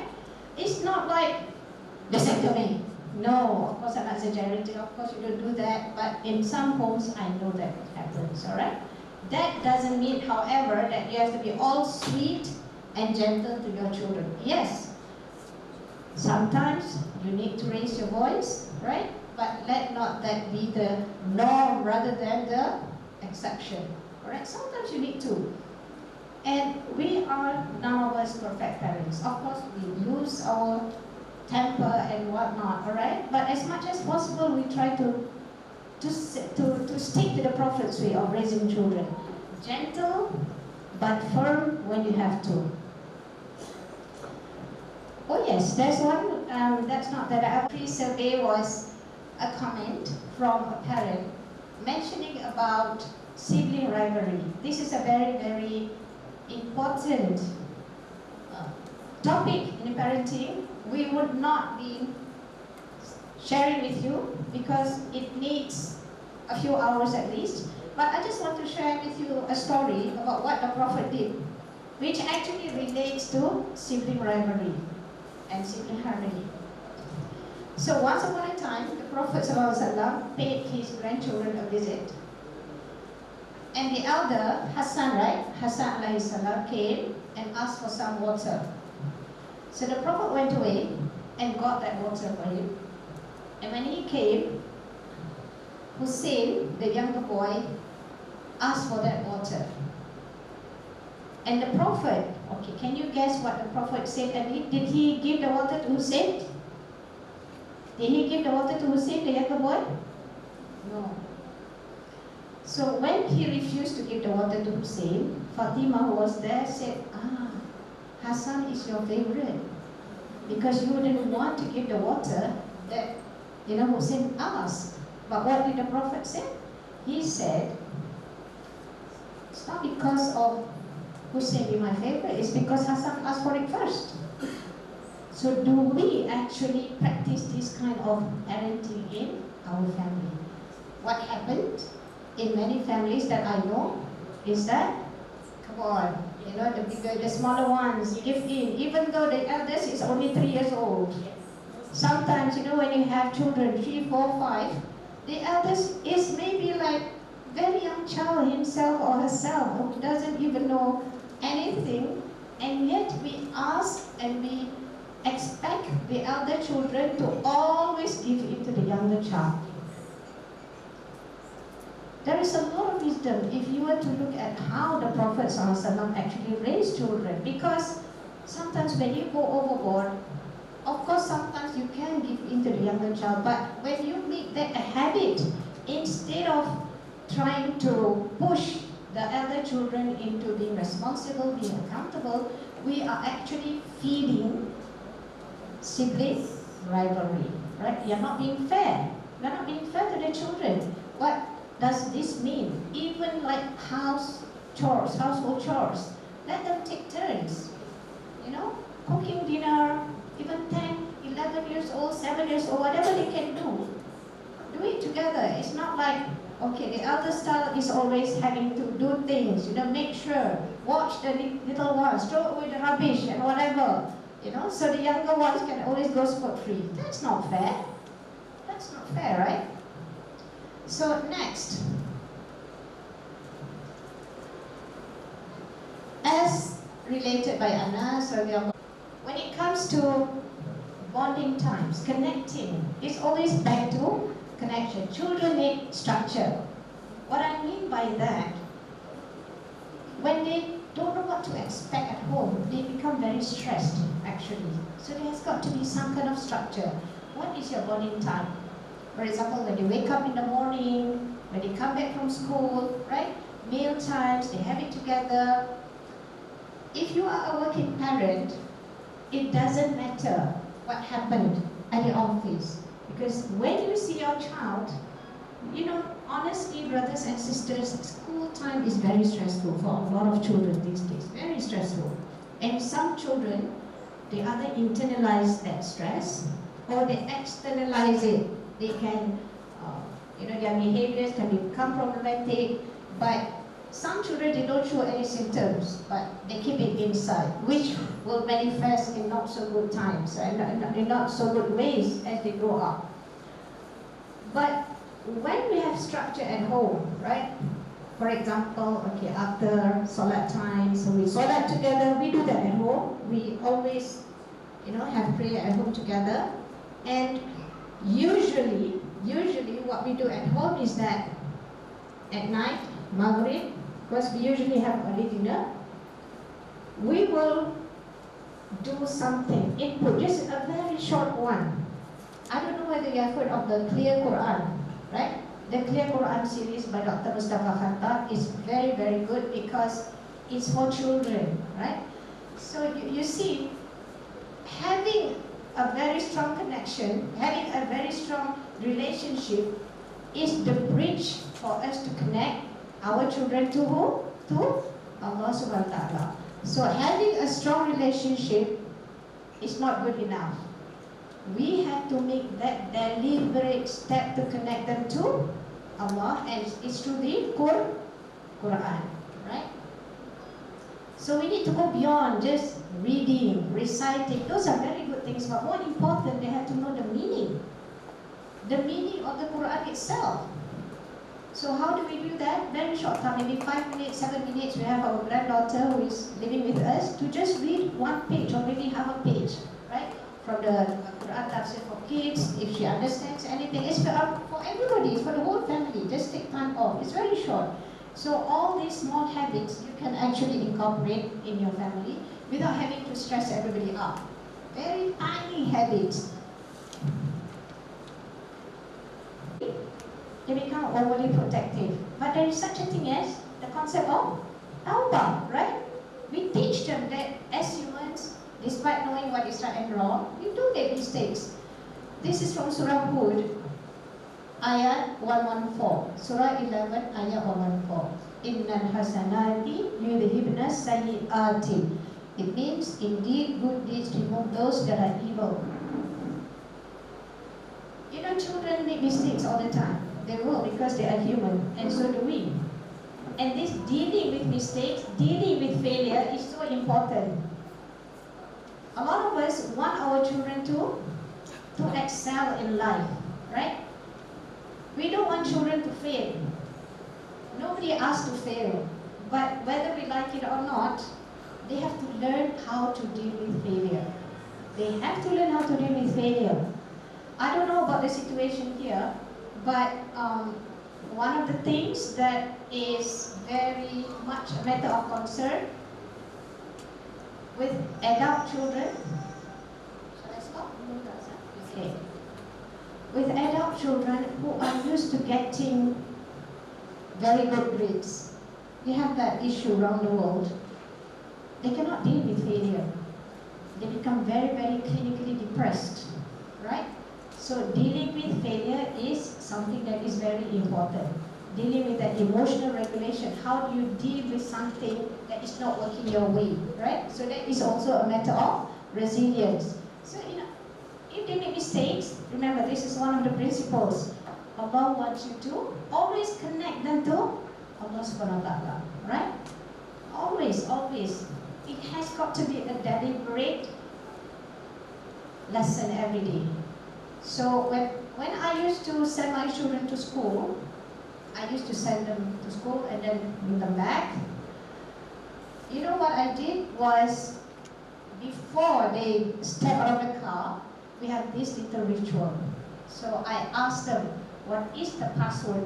We have a password. If you don't remember this password, you cannot get out of the car. Can you guess what it is? Anybody? Sorry? Possible. Right, anybody wants to try? So, yes, possible. Well, you can think of alternatives, but just sharing with you, my password with the children was ikhlas and outstanding. Ikhlas, sincerity, ikhlas and outstanding. And I will ask them, why ikhlas? Ikhlas means sincere. You have to do things, everything, for the sake of Allah subhanahu wa ta'ala. Because if you are in ikhlas, no matter how, whatever your deeds are, it will all go to the drain. It will be in vain, right? So everything you do must be ikhlas. Not because you want people to praise you, not because you want whatever the awards and whatnot. It has got to be sincere for the sake of Allah. Everything, whether people see you or not. That's one. Outstanding, because I told them, every one of you, Allah has gifted you with something, a gift, at least one gift. And you can become outstanding if you work on it. So two things, ikhlas, because we need to connect them to Allah subhanahu wa ta'ala. And outstanding, that means the belief that it doesn't matter if, you know, right now I'm this or that, whatever, I can become an outstanding person in my own way, inshallah. It's like you're brainwashing them, right? You're brainwashing them. Because they hear a lot of things outside. I don't know what, although they attended Islamic school, maybe through their peers and whatnot, we don't know, right? So we have to reprogram their brain every day. Now, back to connection. I did mention that we are the bridge between the children and Allah subhanahu wa ta'ala. That's how we see ourselves, alright? And that's how we need a strong connection, a strong relationship with the children. How do you do that? 3 ways. Number 1 is through words. Number 2 is through gestures. And number 3 is to touch. Do you remember the story I told you in the beginning? What did I do to my son? And by the way, Alhamdulillah, he's a father of 2 now. Yeah. He's fast approaching 40 years old. We have a mashallah, very, alhamdulillah, I'm very grateful, very good relationship.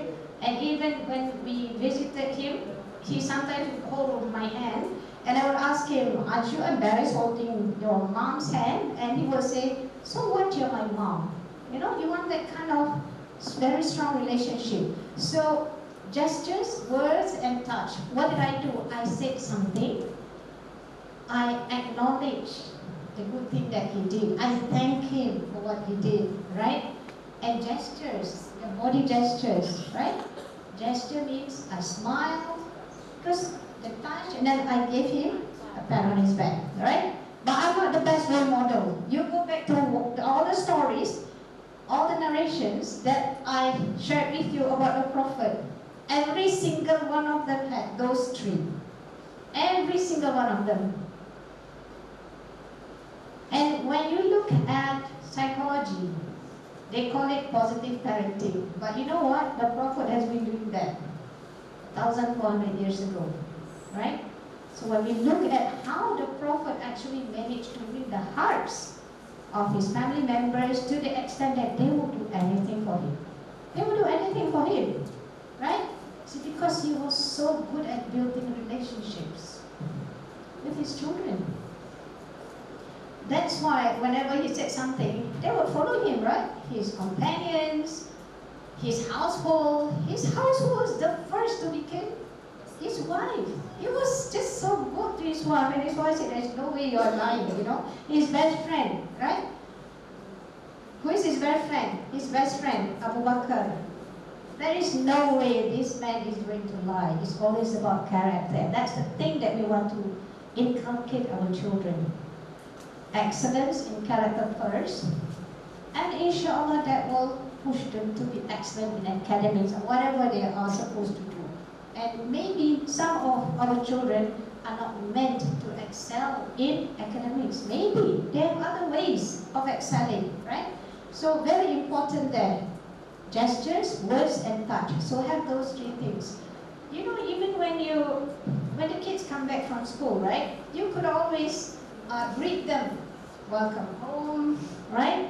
You could have conversations. If you send your kids to school, I used to have all these conversations with my kids when we sent them to school, when I sent them to school. You see that man there? Why do you think he's working, for example, right? And I'm jumping the gun a little bit here. You know, especially children who are teenagers, right? They have this search for identity. Identity is the time when there's this intensification, just taking the time. Yeah? They need to know why I am here. What is the purpose of life? You need to have all these engagements with them. Right? Girls and boys, especially, when they become a teenager, this is already proven by science. You know, their brains change. Are you aware of the brains change? They undergo metamorphosis, right? They change. Now, I'm going to tell you more about that because teenagers first, wait first. I'm going to share with you because I know some of you have very young children. How many of you have children ages 7 and below? Okay, but some of you, that's excellent, right? So you see here, the sensitive period's early brain development, right? If you look at this graph, you can actually Google it and find the same graph. There on the y-axis is sensitivity, and below the x-axis is actually the number of years from 0 to 7. And from birth, low to high, and from there you can see the hearing, vision, emotional control, habitual ways of responding, conceptualization, language, peer social skills, numbers. So that's when they enter school, right? At the age of how old? The youngest? 3 or 4. But look at that. That's when they're at home. That's when they're at home, right? That's when the brain actually undergoes massive growth. So sometimes parents ask me, where is the best place to send these young kids, not even 2 years old, to enrichment center? I don't know what you call it here, but in Malaysia we call this enrichment centers because you want your kids to become smart, right? I say Sir Ahmad, the best place is at home. Speak to your children, because speaking is brain food. Speaking, just speaking to your child is brain food. Children learn how to speak not through gadgets. They don't learn how to speak.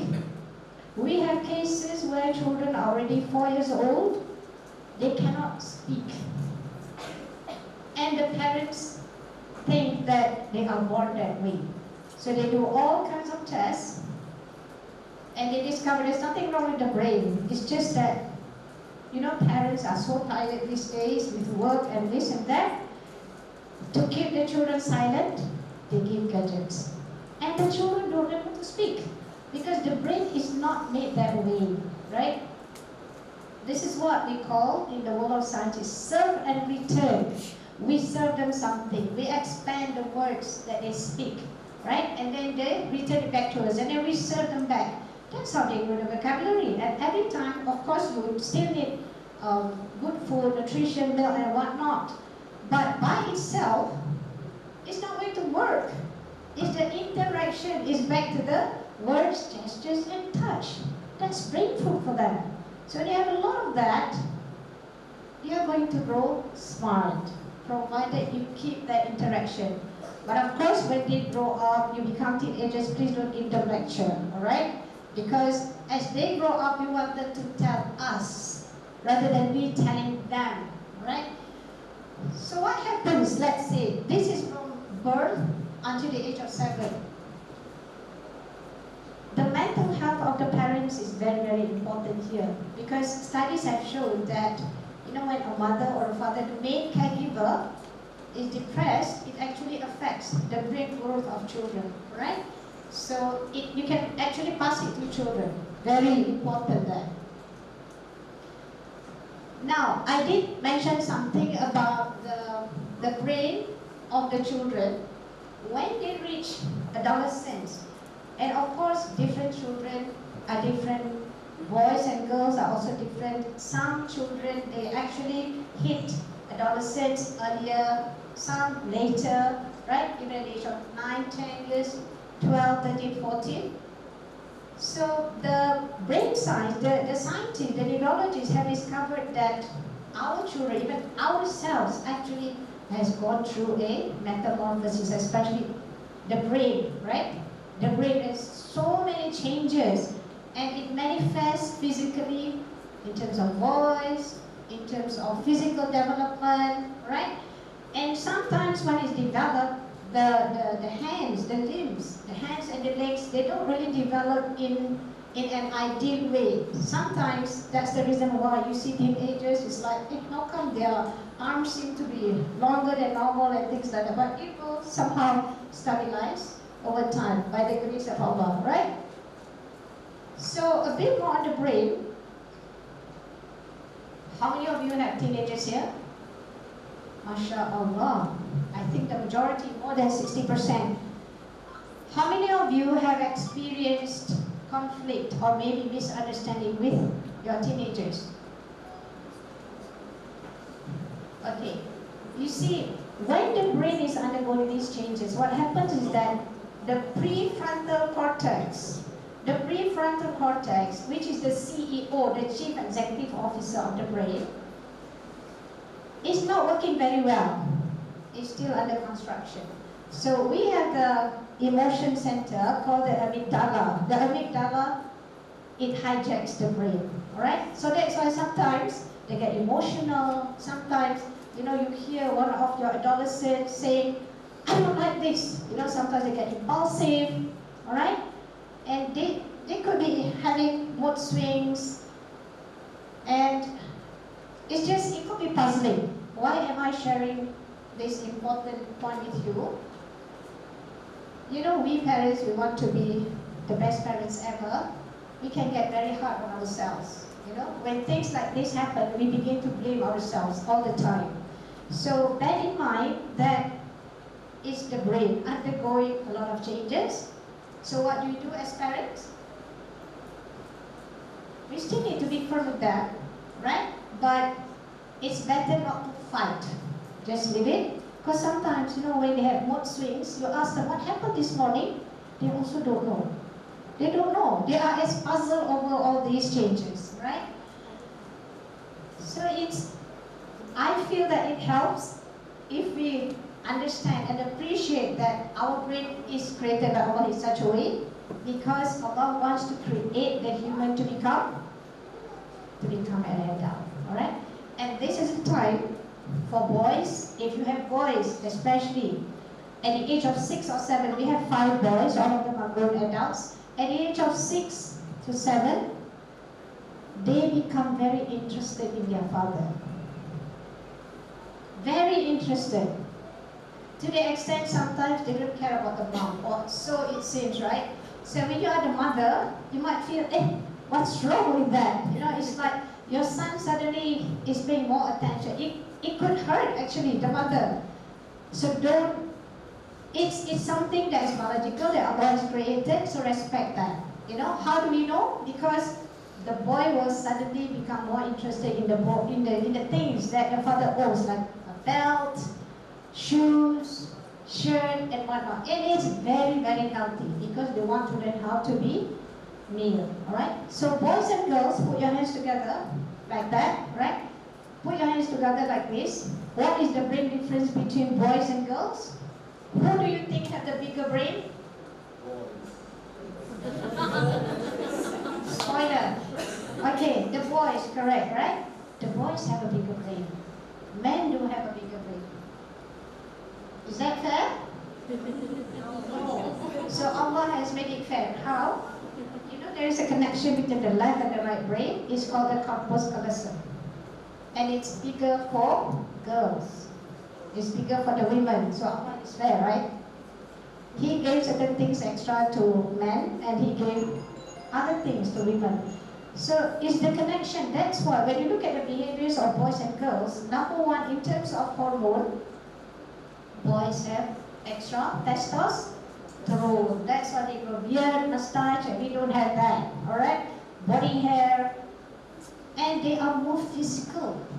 They are more physical, right?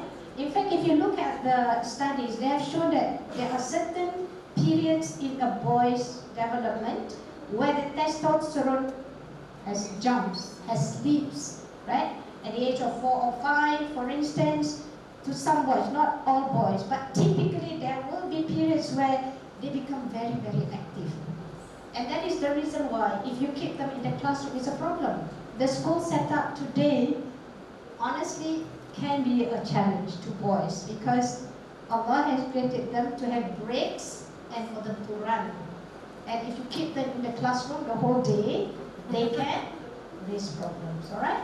Maybe all you need to do is to just let them be. Go outside, run to burn that testosterone, okay? So, ladies and gentlemen, it's really, we know, I had a chat with one of the teachers, one of the issues with, not to say issues, I would say it's one of the challenge, the human challenge as they become adolescents, they become more interested in the opposite gender, right? Because Allah wants to prepare them to become husband, wife, mothers, and fathers. So how do you deal with that? How do you deal with that? So I want to tell you another personal story. One of my boss actually came to see me one day. And he said, Umi, he calls me Umi, I have something to tell you. At that time, I think he was about 14, 15 years old. So when a child, especially a teenager, comes to see you and say, I have something to tell you, what do you do? Do you say, wait, first I have to finish this job. Come and see me afterwards. No. You stop whatever you're doing and you give them their full attention. Your full attention. Because after that, they might not come to talk to you again. Alright? So I stopped and I sat down with him and I asked him, how can I help you? So he said, you know me, there is this girl in my class. I have been thinking about her and I cannot stop thinking about her. You know, I open my book, I still see her. I want to sleep, I still see her. At school, I just want to see her, what's happening? So of course, you know, Alhamdulillah, I've learned about this, so I was able to apply that to my own child and said, you are undergoing a metamorphosis, all right? And you are having your first crush. I sat him down. And can you guess how long we spoke? I explained to him the changes, the brain changes, the physical changes, the emotions, right? How long do you think I spoke with him? And we were talking back and forth. Almost right. I sat down with him for 45 minutes. So, this is what he asked me, am I sinful for having those thoughts? I said, those are just thoughts, right? Most important is what you do about them. And there was one question from the pre-survey, how do you deal with this LGBT issue? Exactly. It's what you do about them. Yeah? It's what you do about them, it's not your actions, alright? As long as you don't do anything, and you keep your connection to Allah, then you will be fine. So Alhamdulillah, so you see how these things actually, right? You always connect them to Allah. Don't say, it's a problem that Allah has created. Don't say such things, because we want to connect with us so that we connect them to Allah subhanahu wa ta'ala, and teaching them how to be responsible for their decisions, okay? So Alhamdulillah for the things that, how the things have turned out, right? Next is some external challenges. I don't think I have the time to. I wanted to share with you the parenting styles here, because I see that a lot of you have young children to teenagers, right? This is also based on the words, because words are very important. So I want to introduce 4 parenting styles: passive, aggressive, manipulative, and assertive. And we'll do a bit of exercise. Don't worry if you don't remember the styles here. How do you parent? Okay, before that, let me explain. You know, passive means you don't want to be in control. You don't want to be in control. It's like, I'll let the child do anything as long as they don't bother me. So that's passive. Aggressive means you use very harsh words. Aggressive is not just about beating them, which the Prophet never did. Yeah, the Prophet never ever raised a hand to children. It's also in terms of words. When you use words that are so harsh. You know, we are all adults, right? We are all adults. The one thing that all our children want is to please us as parents. Believe me, no child has that intention to disappoint their children. Let's be honest with ourselves. We are all adults, and if our mother or father says something, it's very heavy on the mind, right? Other people can say things, but the impact is not like what our parents do. Okay, so that's aggressive. Manipulative means you manipulate your words because you want to manipulate the children's emotions for them to obey you, to do what you want them to do. So it's not a very good way of parenting either. And the last one is assertive. Assertive is about being clear, right? Tell them what you want them to do, and that's the best thing. Having said that, as I said, nobody is a perfect parent. Every one of us will make mistakes, and we keep making mistakes, and we make istighfar, and it's always a journey of discovery. When we make mistakes, we say sorry to the child, and we tell them that, I'm so sorry I did this and that. For example, you lose your temper, have a little chat before bedtime and apologize. I was so worried about you, because children, they will make such mistakes themselves, and it's very important for them to learn how to deal with these mistakes. Okay, I don't know whether that side, okay. I'll read to them, to all of you. Number 1, I wish you had never been born. Aggressive? Yes. Possible, but the better answer is manipulative. Manipulative, because you manipulate the child's emotion. When the child is so naughty, misbehaving so badly, you might say some things. I wish you had never been born. Number 2, you stupid boy. You stupid boy. Is that aggressive or assertive? Aggressive. That's quite easy. Number 3, I want you to be home by 6. Assertive. Alright. You just state what you want, right? Without shouting or whatnot. But sometimes If they don't listen, you can raise your voice a little bit. That's how you discipline them, right? They know, this kind of tone, I better listen, or else there will be a consequence. Number 4, why can't you be as good as sister? Manipulative. Never ever compare children, right? We compare children because we think that by comparing them, they will be motivated to do better. Don't do that, because it's very hurtful. It's going to hurt the relationship between the children. The jealousy, I'll never be as good as this sibling or one, even cousins and whatnot, right? Don't ever do that. But you can compare them to their own selves. Oh, this semester you got 36, but last semester you got 76.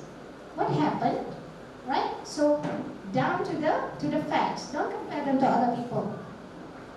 Number 5, Lily, the towel. Is that good or bad? Good or bad?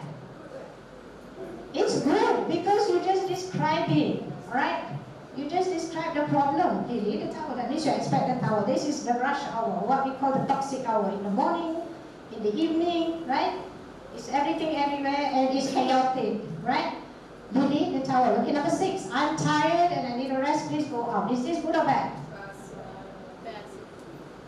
This, how many of you say it's bad?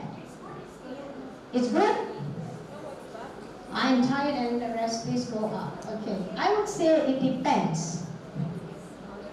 It depends. Remember, when you raise children, you have to deal with them in age-appropriate ways, right?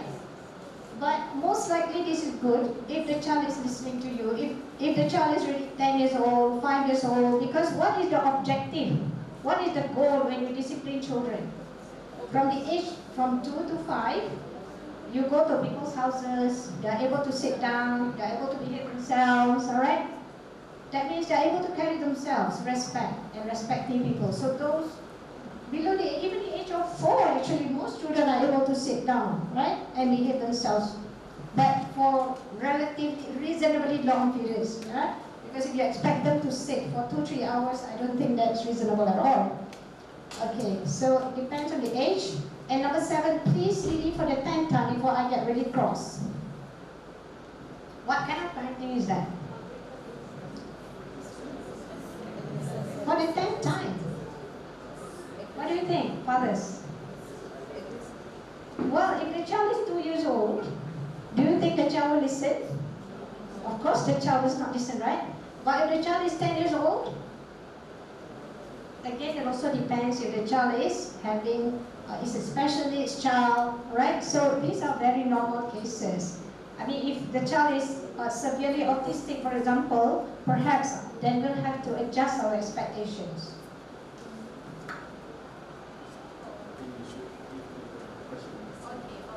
So I've asked my advisor here, he said I should stop and open the session for question and answers.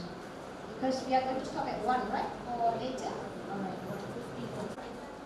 We decide so that you have the foresight, since we are inside this school. Okay? So just discuss now, and we'll take the question as we go along, and as long as we can go, depending on how issues and the challenges you have. Is it okay? No problem? Okay. Botacha. So give yourself now a few minutes. One table, one question, the priority one. Whether it's you at home, or you in school, or you with the teachers, or you with anybody that you think we can share with you. I cannot have the magic formula, but I can provide some insight, inshallah. Okay, over to you then, parents.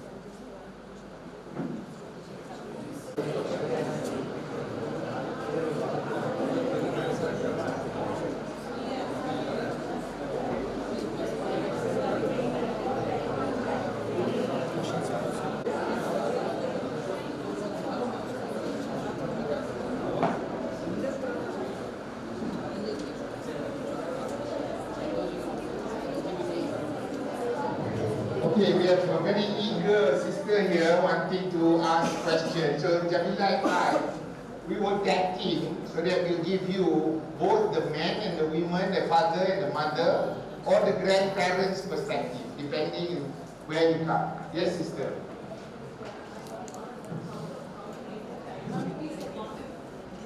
How to make the child? How to help the child become responsible with the gadgets that they are using, especially as it's holidays. How to even help them with the de-addiction, because whatever we try, it's become very difficult to control the time. You have a knife, okay. Sister says this, imagine this is a knife. The mothers will use this in the kitchen to cut all the vegetables. The fathers will use to cut whatever animals they need to cut. Is this dangerous or not? Yes. Of course it's dangerous. The point is that you have to be firm when it is desired to be firm. Let me ask you now. You are in the best IT state in Hyderabad and all the IT gadgets here. When you go with your child to buy this gadget, whose money it is? Whose money? Is their money or your money? So who owns that gadget? Who owns this particular thing? So now when you hand over the responsibility or give it as a gift because they score top student inside, that doesn't mean that they do not can cross the boundary. Because this is a much dangerous equipment than a knife, because it can poison the mind and also the heart. You know, Sister Jamilah talks just now about his son going to talk to him. That's called Chat MOM, not Chat GPT. Or do you have Chat DAD when your son having problem to chat with you? Because in Australia there is already a girl who refused to talk to the parents because she is using Chat GPT to have the dialogue and conversation and advice. I'm in love with this actor. How can I engage and make this actor know? And ChatGPT will tell you. Because if I chat with MOM, Chat MOM will say, shut up you. That is not your job to go and talk and find out about actors. We do not engage our children. But we still know that that gadget is going to be harmful to them. I want you to be very firm and clear that you define the rules of the game before it's too late. Because this one, if it's go beyond the needs, it will be an addiction. We were in Doha when one boy was saying that he confessed he spent 5 hours scrolling down TikTok. How many hadith, how many Quran can you memorize in 5 hours, teacher? More than 12 Quran, right? You are asking only 12 ayat in a year for them to hafaz. But 5 hours a day, mashallah. And we do not know that. We are so busy at work. We ignored, and we knew that this is the challenge of the parents of the 21st century. Where children do not know the values, the principle to draw the line.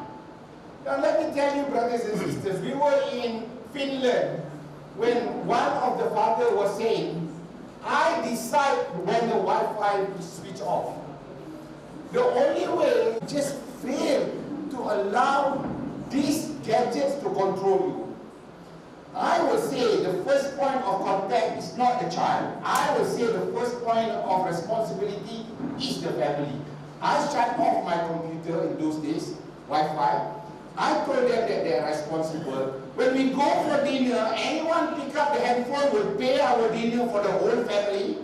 I have my good friend who brings a box and put all the gadgets in the box because it's time called family time. And family time is the important time because that's where the concern, the feeling of motherly and fatherly happen. I know I'm telling you like as if it's so logical, but what I'm trying to say is that we knew when it's right or wrong. Jamilah has told you about this 4-year-old girl or child who cannot speak. Because what they do is, when you give them the iPad and their hand is scrolling, is only one part of the brain is ticking. Unlike if you give them the Lego set where the hand is building and crafting and developing, the entire left and right with corpus callosum is going to interact. And that is what is missing in the children at the present moment. Sorry, Sister Jamilah. May I add something to that? Yes, please. So some years ago, researchers have done a study. This was done in the UK, where children about the age of 7 were interviewed, and they were asked by the researchers their well-being and whatnot. And one particular word actually kept popping up, and that is a 3-letter word. SAD. S-A-D. There is a real need for us to understand these two words, the differences. What are wants? What are needs? You want a car. What's the most expensive car here? A Lamborghini? That's a want. What do you need? You just need a car, a 4-wheeler, or probably a 2-wheeler to get from one point. That's a need, right? We need to eat. We need to eat a modest dessert meal that is needed for our brains to have whatnot. But do we need to eat at a posh restaurant? That's a want. So this connection is not something nice to have, brothers and sisters.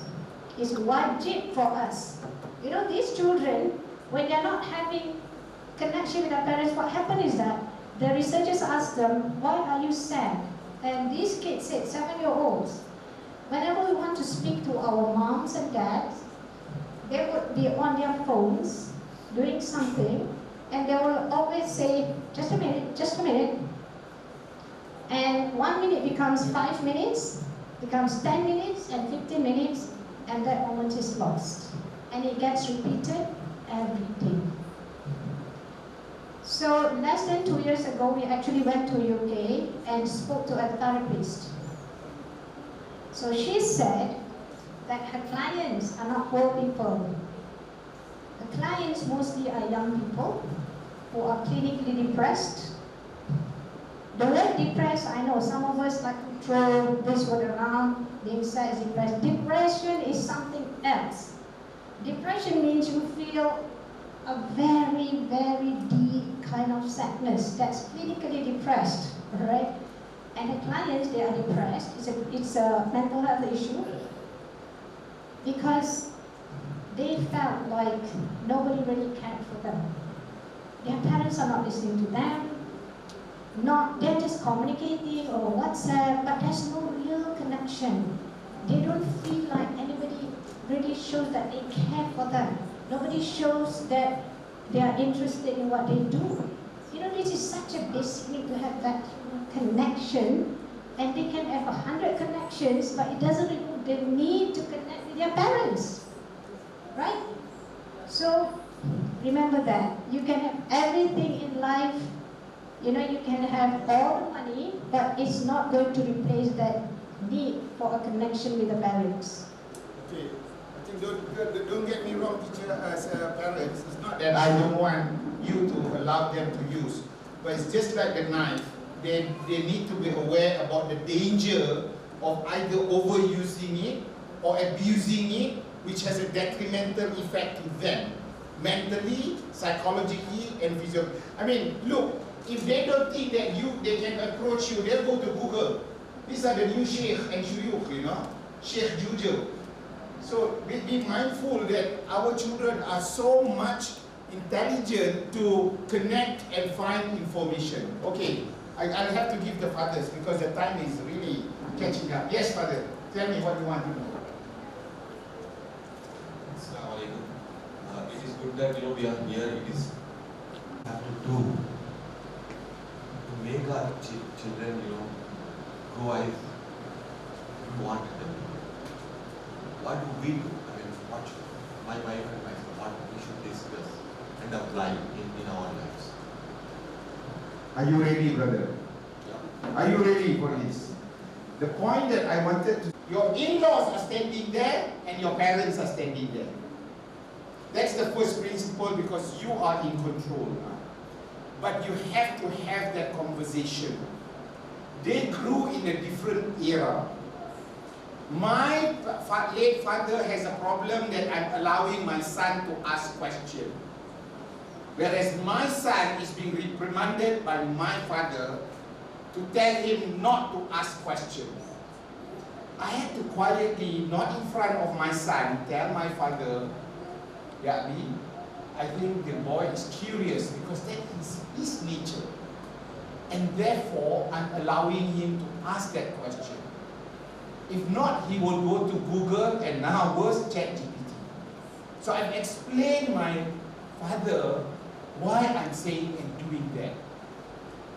If I want to go a bit deeper, questioning is part of the Islamic tradition in knowledge. Because that's why Allah challenges, لَعَلَّكُمْ تَتَدَبَّرُونَ لَعَلَّكُمْ لَتَتَفَكَّرُونَ. Why are you not thinking? And I am a great believer that allowing the child to ask questions in a proper manner, in the right way, just like the Malaika asking Allah, why? Allah knows so much why He created Adam, but the knowledge is not there by the angels. So these children ganging up and send their youngest ambassador that tonight we must have pizza. Or whatever, we have to fly now to visit our next summer vacation. No. They knew very well that the decision is you and your spouse for the best of them. I will always, and this is in our first book, I have a thinking tools that I give to my children.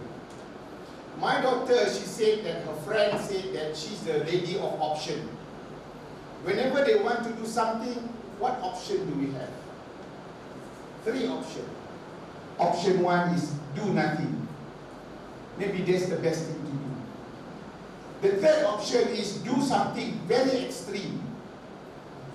But the middle action is a combination of probably first and third option, which I think we want them as they grew up equipped with that thinking skills. I do have another one for the 6 thinking hacks by Edward de Bono, but that's a separate session for a structured thinking process. So that then by the time we derive and arrive to that decision to buy or not to buy your next iPhone 14 or 17 or 20, they themselves already knew that it's maybe not the right time for them to buy or to get it. So this is a process of connection, this is the process of engagement, this is a process of dialogue. I knew we love to use our executive power as fathers to decide and stop it. But you know the children are very smart. They go many different ways to maneuver their ways so that they have their own ways. Is that okay, brothers? Yeah, I know. I'm coming from the father. Now someone is asking you, let the child in order to make them disciplined. Brothers and sisters, the child behavior requires not only attention, but the right direction and the right values. When we discipline our child, it's not because we are upset or angry or trying to do harm. Our job is to discipline them.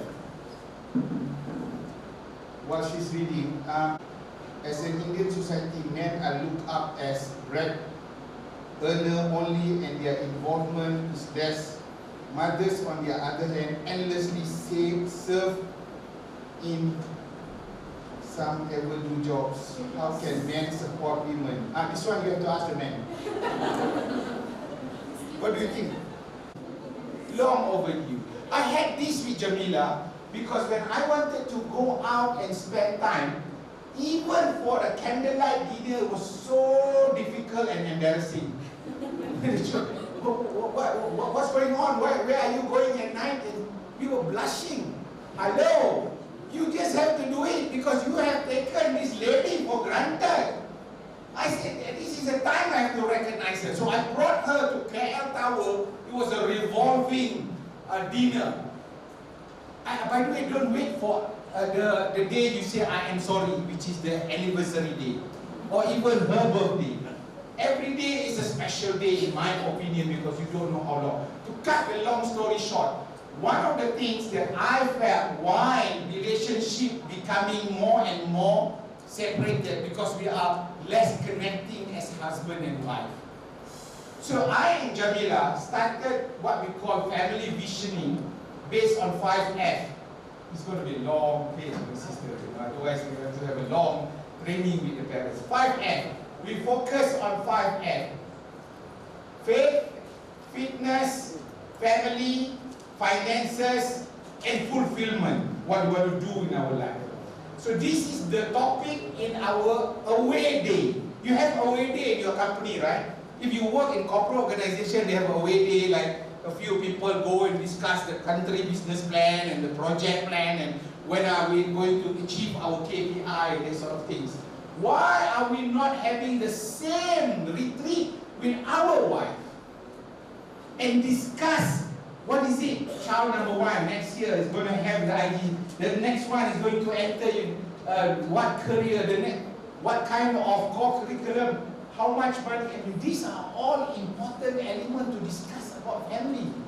And I think one family in Adelaide, when we did the program Toolbox in 2017, he told me that he had not only the retreat with his wife, but with the whole family to discuss their annual family plan. December they will meet for next year.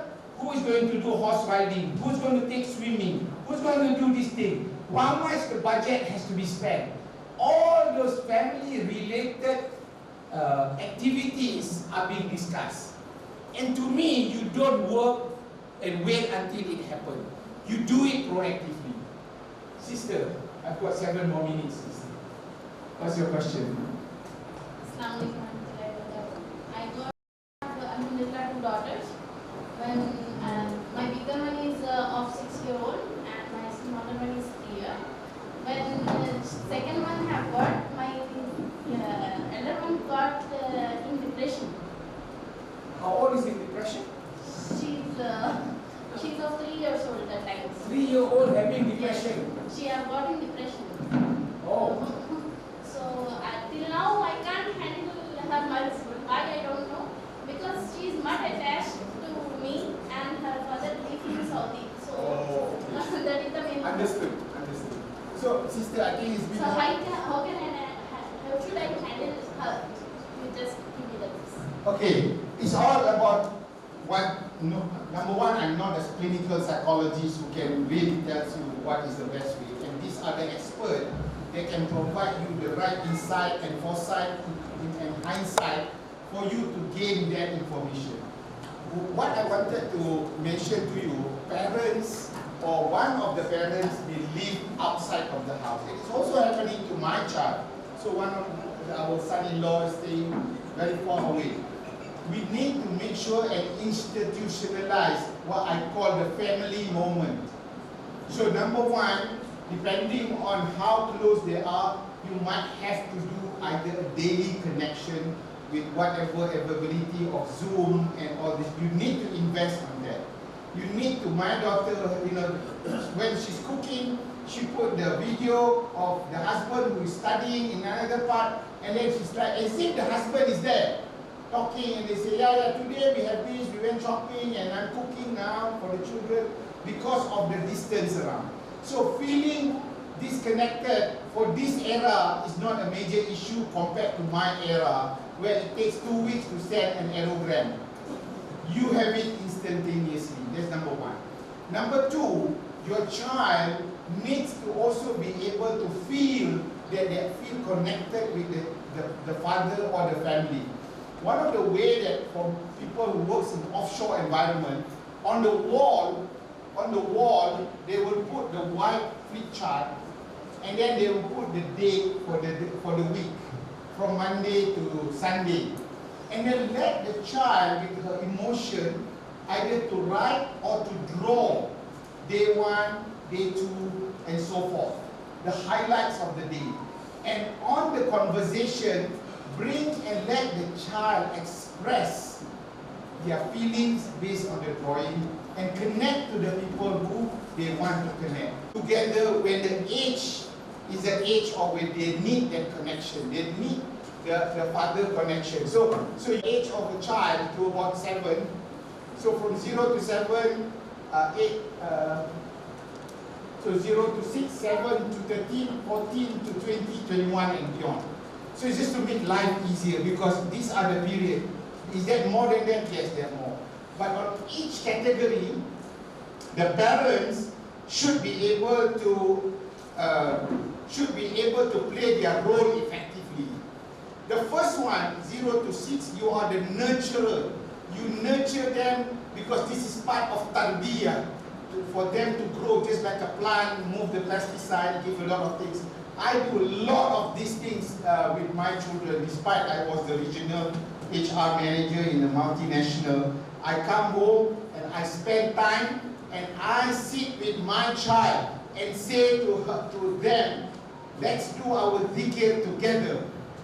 Subhanallah, alhamdulillah, wa la ilaha illallah, wallahu akbar.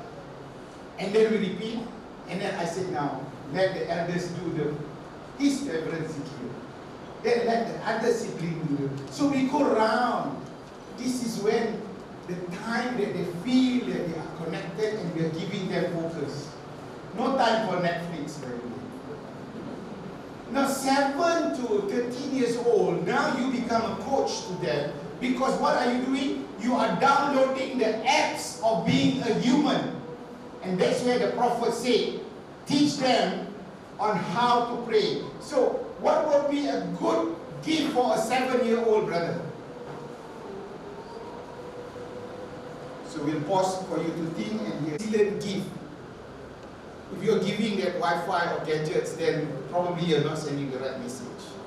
So that is, in my opinion, how we slowly connect them to the Creator. Good things that you could do at this age. But if you have done well from 0 to 13, there's 13 years of engagement with the kids, you wouldn't have any major stress from 14 and beyond. Because this year now, they are having external environment, peer pressure, all the things that the friends have, why can't I have it? Their parents allow it, why can't you allow it? What kind of parents you are? You know, these are the kind of conversation that shouldn't have happened had you developed and instilled the right behavior. And my point to you is that if you allow things to just take it by itself, you may never have the opportunity to connect with your parent, your child. So there's a few things that I mentioned, and last but not least, after they flew, you have equipped them with the right skills and they can fly and soar like the birds because you let them have the right skills to meet the challenge around the world. But moving forward, even they are 22, 21, they still come to you to advise on buying cars, buying mortgages of houses, buying, getting new spouse, meeting their in-laws, because your job as a parent will still continue for the rest of your life. I hope that we have made and shared with you, based on our insight, we knew that it is not enough, but we hope that this is something. Sister, I'm sorry, if you have time at some point, make dua that I will come back again and we'll conduct a longer session. We can have more time so that many can benefit. And I sincerely hope the fact that you are here today now demonstrate that you want to become good parents, good fathers, good mothers to raise good children. And may Allah then reward your intention. May Allah open up the path for you to see your children as your investment for dunya and akhirah. For you then, inshallah, to become the father and mother who will be proud to see that I have an investment for this child. I brought them to this world, I gave them to the school to help me, but at the end of the day, I take full responsibility of how my child will grow, and any consequence is the accountability that I will have to take until and unless make Allah and hope that Allah will give us the strength the patience and the hidayah to continue this effort. May Allah then reward us. All the good things is from Him, and all the things which is not correct, inaccurate, is from Allah. Yeah, so for those of you, you heard, you did the pre, so this is now the first workshop. Is this the, no, no. But doesn't matter, you know, at least we want you to share something that you can take as a nugget. Jazakillah khair dan wabillahi taufiq wal hidayah. Assalamualaikum warahmatullahi wabarakatuh.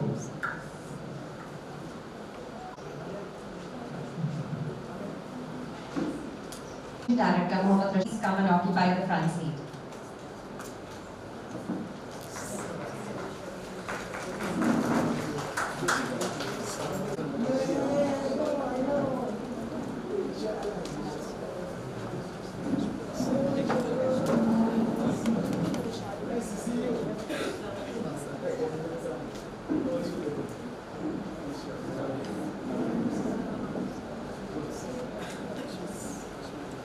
Good points and a very important note of how to bring the best among our children, our next generation. Under your huge round of applause, we would like to appreciate our guest speakers who have come from a very long journey that they have covered, and inshallah we expect some more interesting trips to inside. A bouquet and a token of appreciation to our guest speakers.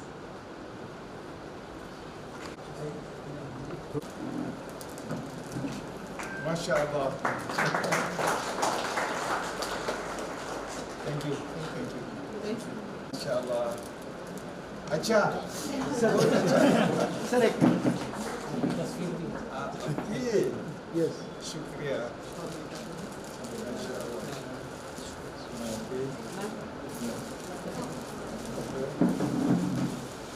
This is the here.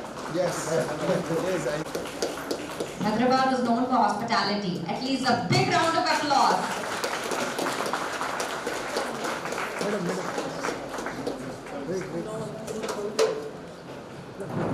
Yeah.